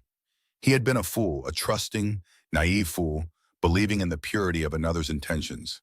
The world had taught him a harsh lesson, one he had vowed never to forget. But now her gentle presence, her unwavering gaze, threatened to unravel all those hard-won lessons. Eleanor took a hesitant step closer, her own heart pounding a frantic rhythm against her ribs. She saw the lines of pain etched around his mouth, the way his knuckles were white as he clutched his chest. It was a raw, unfiltered agony, a sight that made her own eyes prickle with tears. She had simply asked a question born of genuine concern, and it had opened a wound far deeper than she could have ever imagined. She felt a profound guilt, mixed with an overwhelming desire to somehow ease his suffering. The air around him seemed to crackle with unspoken emotion, a dense, suffocating weight that pressed down on them both. She could almost feel the phantom shards of his broken past, sharp and dangerous, swirling in the space between them. He was not merely sad, he was broken, undone by something terrible that had happened long ago. And she, in her ignorance, had stumbled upon the very core of his vulnerability. He felt the heat rising behind his eyes, a sensation he had not experienced in over a decade. It was an alien warmth, a foreign invasion in the cold, desolate landscape of his inner world. He fought it, fought the weakness, the betrayal of his own resolve. He was the Duke of Blackwood, the impenetrable, the unfeeling. He could not, would not allow this. But the dam, once breached, could not hold back the torrent. The memories intensified, a dizzying montage of shattered hopes and bitter disappointments. He remembered the hollow echo of his own voice in an empty room, the taste of ashes in his mouth as he read the decree that stripped him bare. He had been left with nothing but his title and the crushing weight of his own foolishness.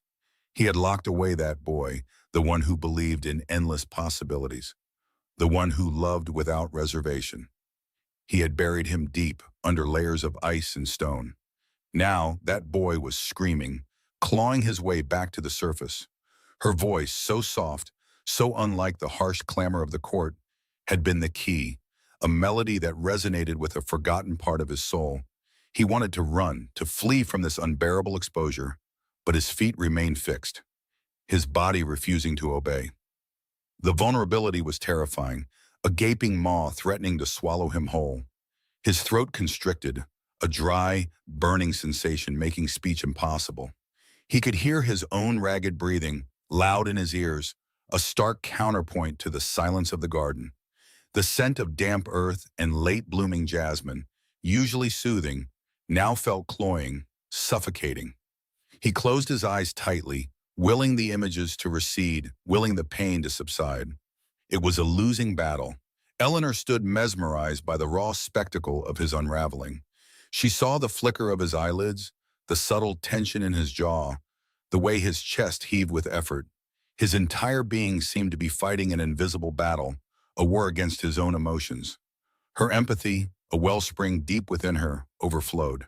She wanted to reach out, to touch his arm, to offer some small comfort, but she feared her touch might shatter him entirely. The emotional walls he had painstakingly erected, brick by painful brick, were not merely cracking. They were collapsing with a deafening roar, a sound only he could hear. Each memory, each recalled betrayal was a hammer blow against the fortress of his heart. The carefully cultivated indifference, the aloofness that had protected him from further harm, disintegrated into dust. He was exposed, raw, utterly vulnerable. He felt a trembling start deep within his core, a vibration that shook him from the inside out. His entire body felt cold, yet a strange, insistent heat pricked at his eyes. He squeezed them tighter, refusing to surrender to the sensation. He had not cried in over 10 years. He had sworn he would never shed another tear for the betrayal, for the loss, for the person he once was. But Eleanor's question, so simple and so profound, had bypassed all his defenses. It was not a judgment, not a challenge, but a pure, unadulterated offering of understanding. It spoke to the part of him that still yearned for solace, the part he had tried to extinguish. It spoke to the boy who had once believed in genuine connection, who had allowed himself to be truly seen. The pressure behind his eyes intensified, a physical ache that was becoming unbearable. He swallowed hard, trying to force back the rising tide of emotion. But it was too late. The dam had broken. The floodgates had it opened. The grief, the anger, the profound sense of loss he had meticulously suppressed for so long surged forward with unstoppable force. A hot, prickling sensation began at the corners of his eyes, an unfamiliar warmth tracing paths down his temples. He felt a sudden, profound defeat.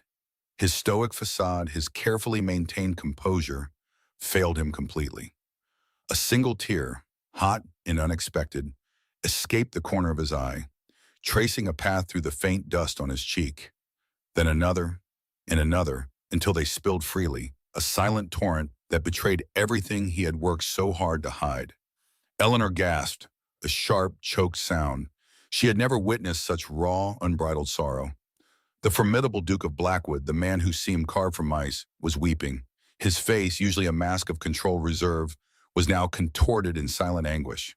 The sight was devastating, profound, and filled her with a consuming wave of shock and profound concern. The suddenness of it ripped through the quiet garden. Alistair, the formidable Duke of Blackwood, who stood like an ancient oak against every storm, had simply broken. His eyes, once so guarded, had filled with tears, hot and unexpected, a raw confession in that private moment. Then, with a choked gasp that was more a wound than a sound, he spun away. He did not look back. He simply fled.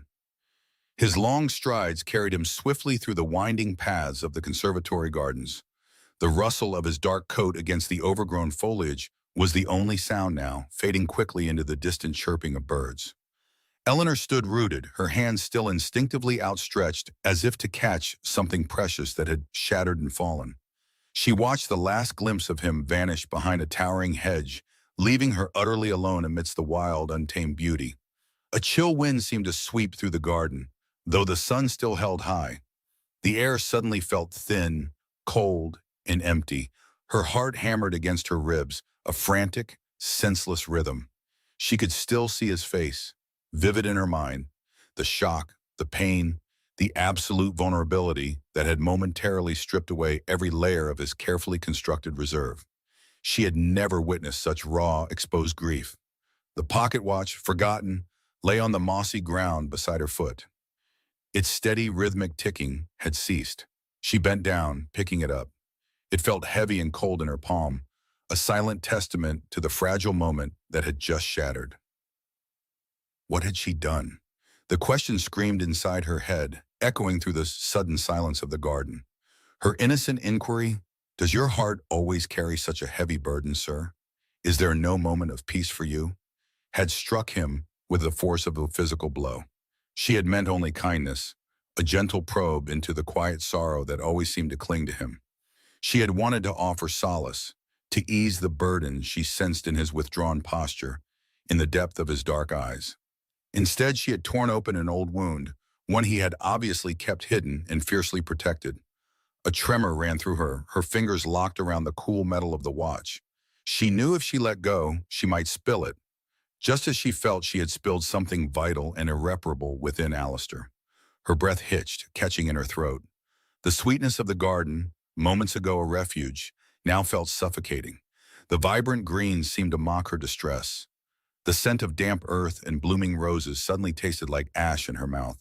She stumbled back to the palace, her steps heavy and unsure. The grand halls, usually a source of awe, felt oppressive now, their gilded surfaces and ornate tapestries closing in around her. Every shadow seemed to hold judgment. Every distant murmur sounded like a whisper about her folly. She wanted nothing more than to hide, to disappear from the world. She wanted to rewind the clock, to unspeak the words, to erase the image of his broken expression.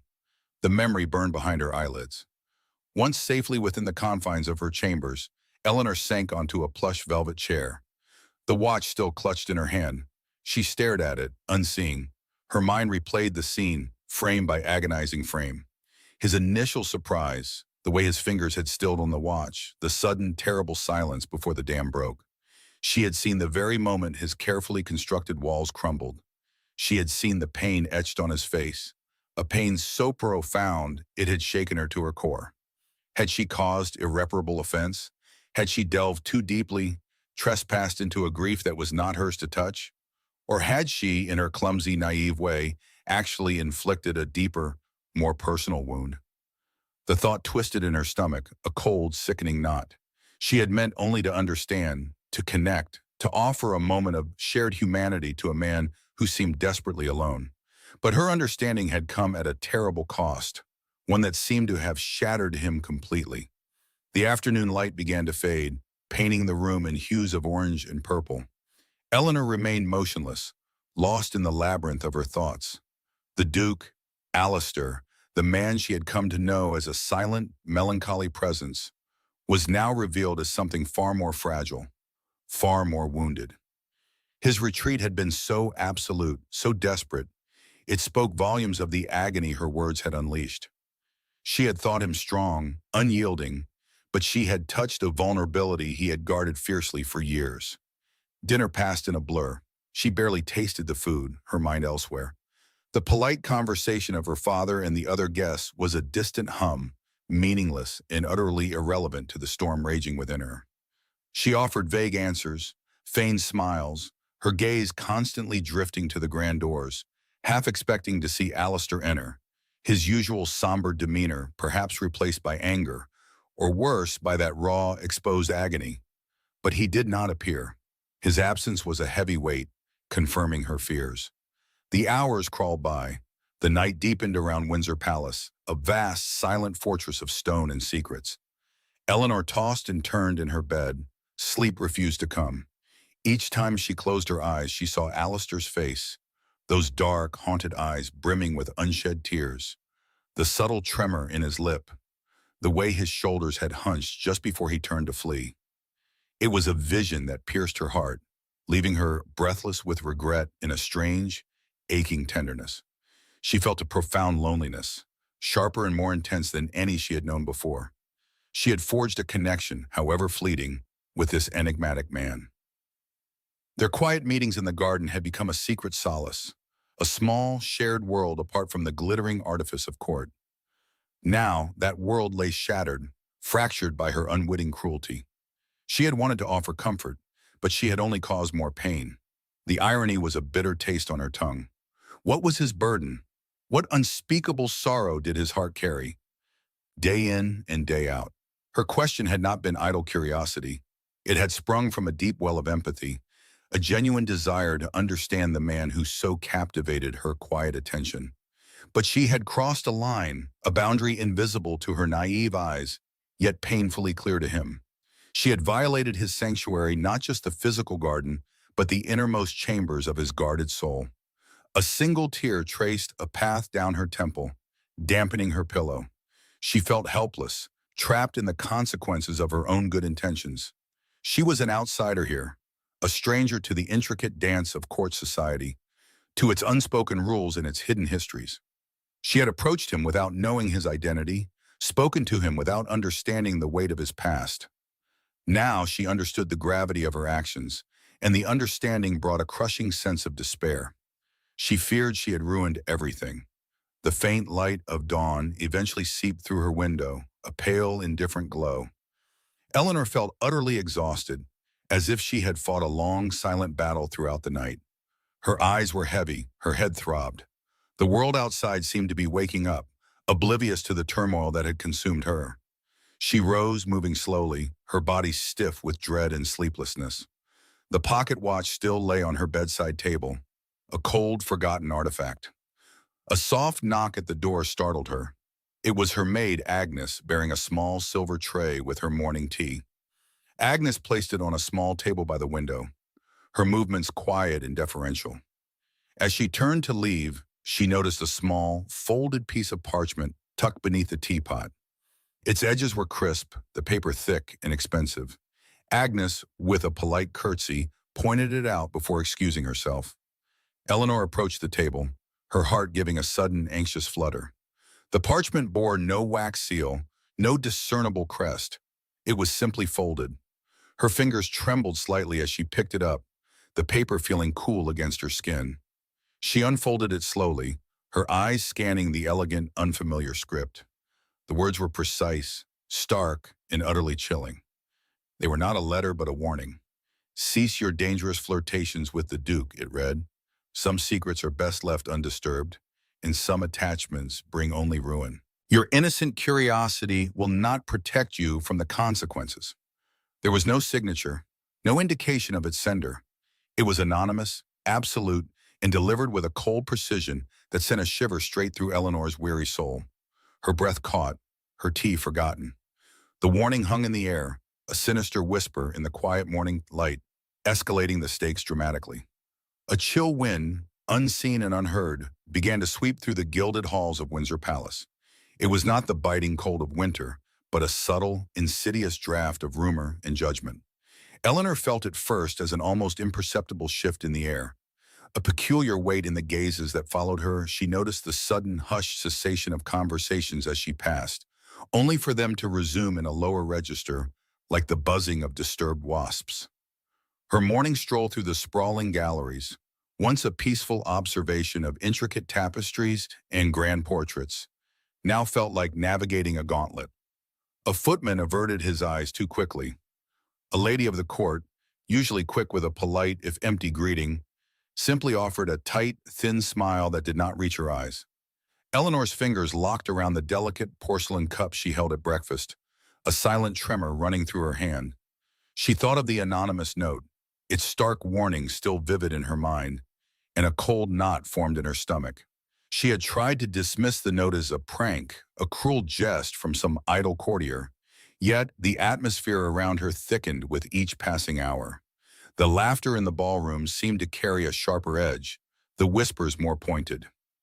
Eleanor felt as though she walked beneath a cloud of invisible scrutiny, each movement judged, each glance dissected. Her auburn hair, usually a source of comfort as it brushed her shoulders, now felt like a beacon drawing unwanted attention. She caught a glimpse of her reflection in a polished silver tray, her hazel eyes wide with a confusion that was rapidly becoming fear. The silence of the conservatory gardens, which had offered such solace, now seemed impossibly distant. She yearned for its quiet embrace, away from the suffocating weight of unspoken accusations. What had she done? Her heart ached with the memory of Alistair's shattered expression, the tears that had betrayed his stoic facade. She had sought only to offer comfort, to understand the sorrow that burdened him. Now it appeared she had merely brought trouble upon them both. A wave of nausea swept over her. She imagined her father, the ambassador, his kind face clouded with concern, his diplomatic mission jeopardized by her unwitting transgression. The thought alone was unbearable. Later that afternoon, a gentle tap sounded at her chamber door. Lady Arabella Finch stood on the threshold, her expression uncharacteristically grave. Arabella's usual knowing smile was absent, replaced by a tight line of concern. Eleanor felt a sudden prickle of dread, understanding that this visit was not for casual pleasantries. Arabella stepped inside, her rich silk gown rustling softly, and closed the door behind her with a definitive click that echoed in the quiet room. "Eleanor, my dear," Arabella began, her voice hushed, "we must speak. Urgently." Eleanor's breath hitched in her throat. She gestured towards a small settee by the window, her hands trembling slightly. "Please, Lady Arabella, what is amiss?" Arabella sat, her gaze piercing. "The whispers, Eleanor. They are no longer whispers. They are growing into a storm." She leaned forward, her voice dropping to a near conspiratorial tone. "Your frequent disappearances, your walks in the gardens, your association with the Duke of Blackwood. It is all being discussed." Eleanor felt her cheeks flush crimson. "My association, but we merely spoke. A few times. Innocently." The word felt hollow even to her own ears. The court did not deal in innocence. Arabella sighed, a sound heavy with world weariness. Innocence is a luxury this court cannot afford, Eleanor, especially when it concerns a man like Alistair, the Duke of Blackwood. His reclusive nature, his past, it makes him a magnet for gossip, for speculation. She paused, her eyes softening slightly. And you, my dear, as the new ambassador's daughter, are a fresh target. Eleanor's stomach churned. But why? I meant no harm. I felt drawn to his sorrow. The court cares nothing for the purity of your intentions, Arabella stated flatly. They see only what they wish to see. A young woman, new to society, attempting to gain favor or attention by deliberately flouting convention. Or worse, seeking to exploit a vulnerable man. Eleanor gasped, recoiling as if struck. Exploit? How could they? I would never. They will say you are ambitious, Arabella continued, unyielding. They will say you are scheming. They will imply you are using his unfortunate circumstances to elevate your own standing. And when it comes to a figure as powerful and yet as isolated as the Duke, such rumors take root quickly. The ground is fertile for malice. A cold sweat broke out on Eleanor's brow. She felt a profound sense of helplessness. But what does this mean? For me?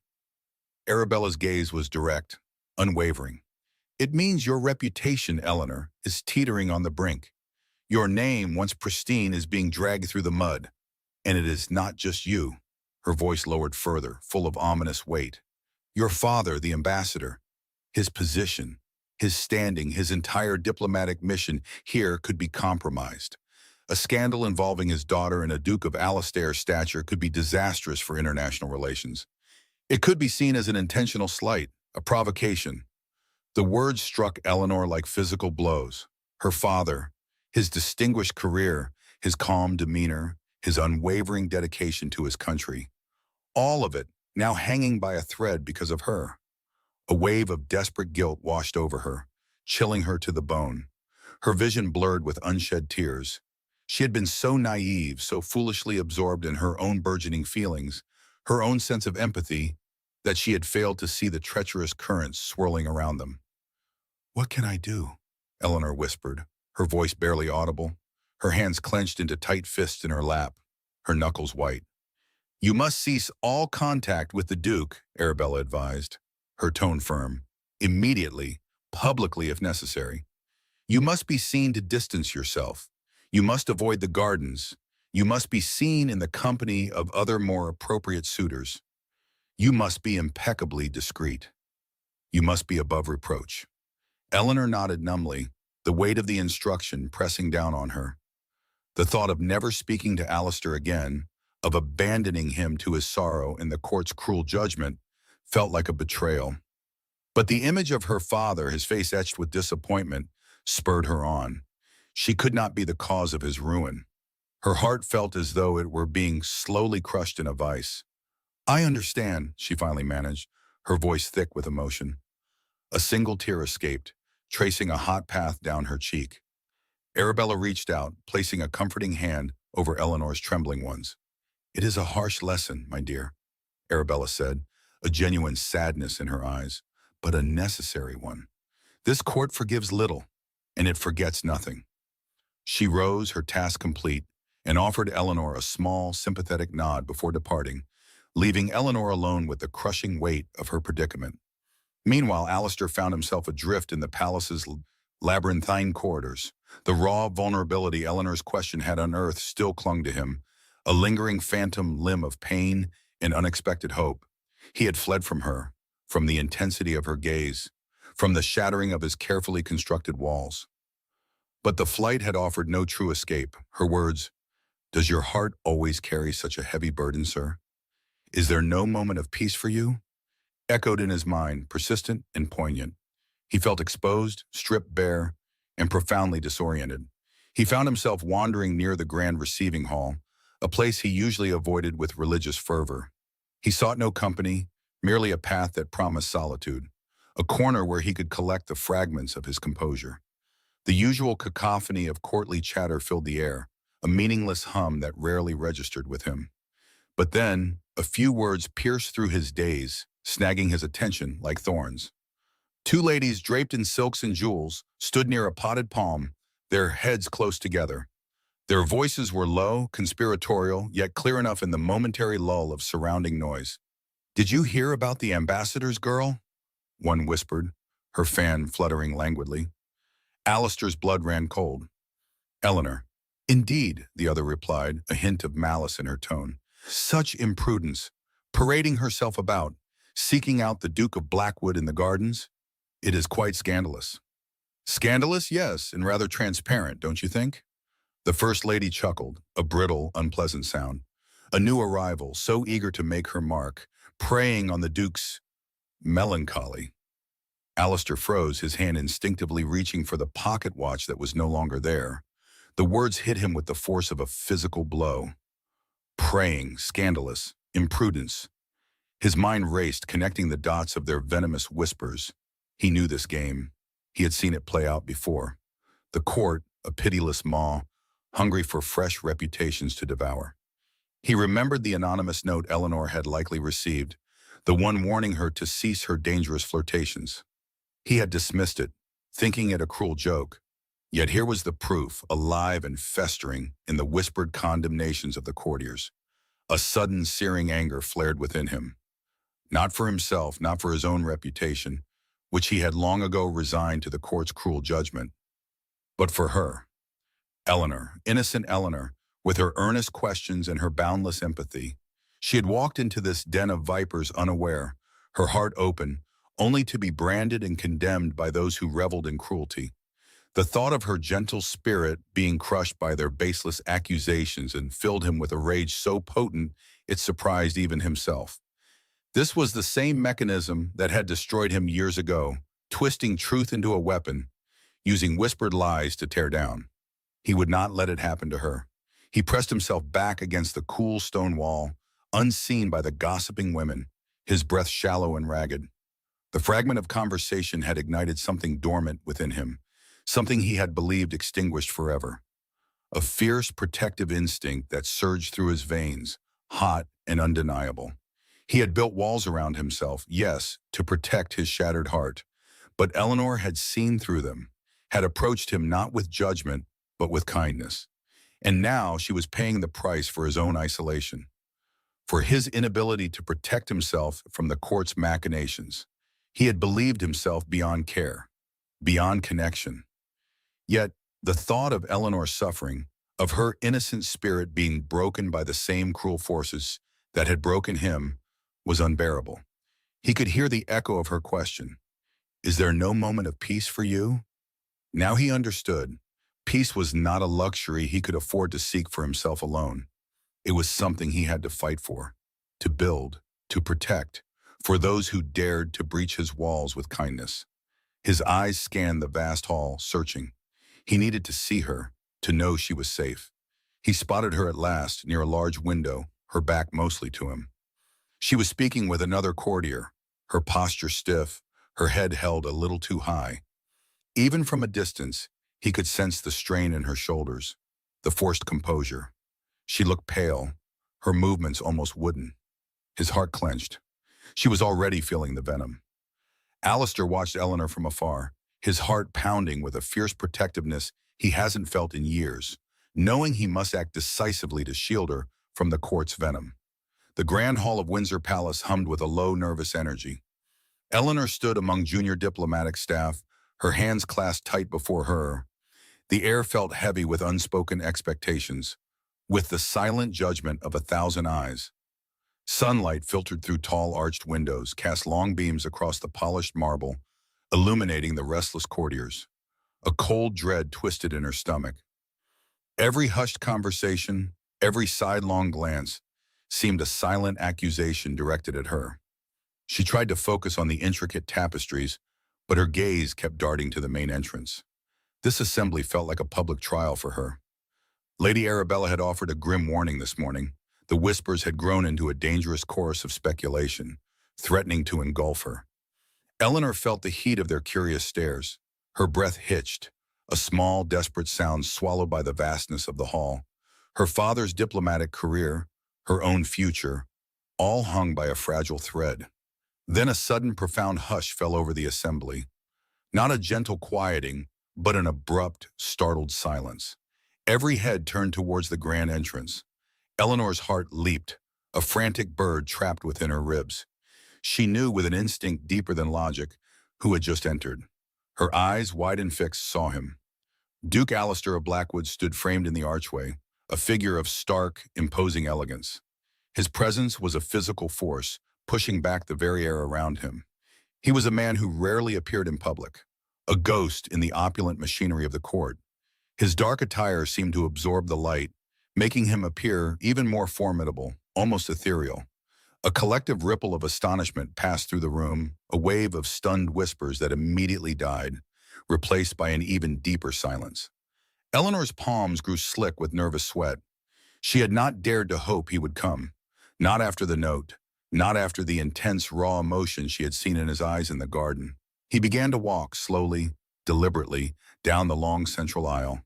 Each step was measured, echoing softly in the profound silence. His gaze, usually downcast or guarded, was now fixed ahead, piercing through the assembled courtiers as if they were mere shadows. Eleanor could feel her own pulse throbbing in her ears, a frantic rhythm. She wondered if she was dreaming, if this astonishing public appearance was merely a product of her frantic imagination. But the chill in the air, the scent of beeswax and old wood, the faint rustle of silk as someone shifted, these were all too real. His path was clear, unswerving. It was directly towards her. Eleanor stood frozen, rooted to the spot, a bizarre mix of terror and exhilarating anticipation seizing her. Her fear was a cold knot, tightening with every approaching step. What would he do? What could he possibly say in front of this entire judgmental court? Her mind raced, a whirlwind of desperate possibilities. She could almost hear the collective intake of breath from those around her. Alistair stopped a few feet before her, his tall frame casting a long shadow over her. The silence in the hall was absolute, so profound it seemed to press in on her eardrums. She could feel every eye in the room upon them, dissecting, analyzing, waiting. Eleanor dared to lift her gaze, meeting his. His dark eyes, usually so shadowed and remote, now held an intensity that stole her breath. There was a fierce determination there, a quiet power she had not seen before, yet beneath it she thought she glimpsed a vulnerability, a desperate plea for understanding. He took another step, closing the small distance between them. The scent of parchment and something subtly masculine, like aged leather, reached her. He spoke then, his voice cutting through the hushed air like a sharp, clear blade. It was deep and resonant, carrying effortlessly across the vast hall, each word imbued with a deliberate weight. "Miss Eleanor Vance," he began, his tone formal, yet with an underlying tremor that only she perhaps could detect. Eleanor felt the blood drain from her face, leaving her cold and lightheaded. His words were not a whisper, not a private plea, but a declaration. He had chosen this public arena, this stage of scrutiny, to speak to her. This was not a dismissal, not a scolding, but something far more audacious. He paused, allowing his words to settle, to reverberate through the stunned silence. Eleanor watched his lips, mesmerized, waiting for the devastating pronouncement she felt certain was coming. Her throat was dry, her tongue thick. She wanted to speak, to beg him not to ruin her, not to ruin himself, but no sound would come. She could only stand there, trembling, her heart a frantic drum against her ribs. "It has become apparent," Alistair continued, his voice gaining a quiet strength, "that a young lady of Miss Vance's unique sensibility and intellectual curiosity would be a profound asset to any household dedicated to culture and learning." Eleanor's eyes widened, her mind struggling to process his words. This was not what she expected, not by any measure. The murmurs began again, a soft, confused rustle among the courtiers, quickly stifled by the Duke's unwavering gaze. He met her eyes again, and in that shared glance, Eleanor saw the depth of his intention. It was a strategic move, bold and breathtakingly public. It was an act of protection, a daring shield thrown around her in the face of the court's venom. He was not just speaking to her, he was speaking to everyone present, challenging their assumptions, redefining their connection. The unspoken threat of scandal, the whispers that had tormented her, were suddenly being addressed, not with denial, but with an astounding recontextualization. Therefore, Alistair stated, his voice ringing with a new authority, I formally request that Miss Eleanor Vance consider joining my household as a lady-in-waiting. The words hung in the air, heavy with implications. A lady-in-waiting to the reclusive Duke of Blackwood? It was an unprecedented proposition, a shocking turn of events that defied all court expectations. Eleanor's breath caught in her throat. She understood the public significance of his gesture, the audacity of his move.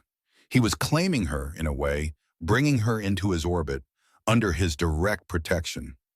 A collective gasp swept through the hall, followed by a torrent of whispers that could no longer be contained.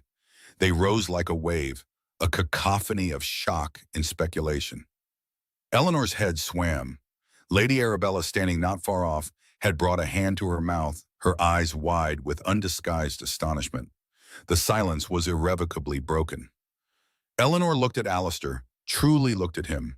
His jaw was set, a muscle twitching almost imperceptibly. He had taken a colossal risk, shattering his own carefully constructed isolation. All for her. The choice was hers now.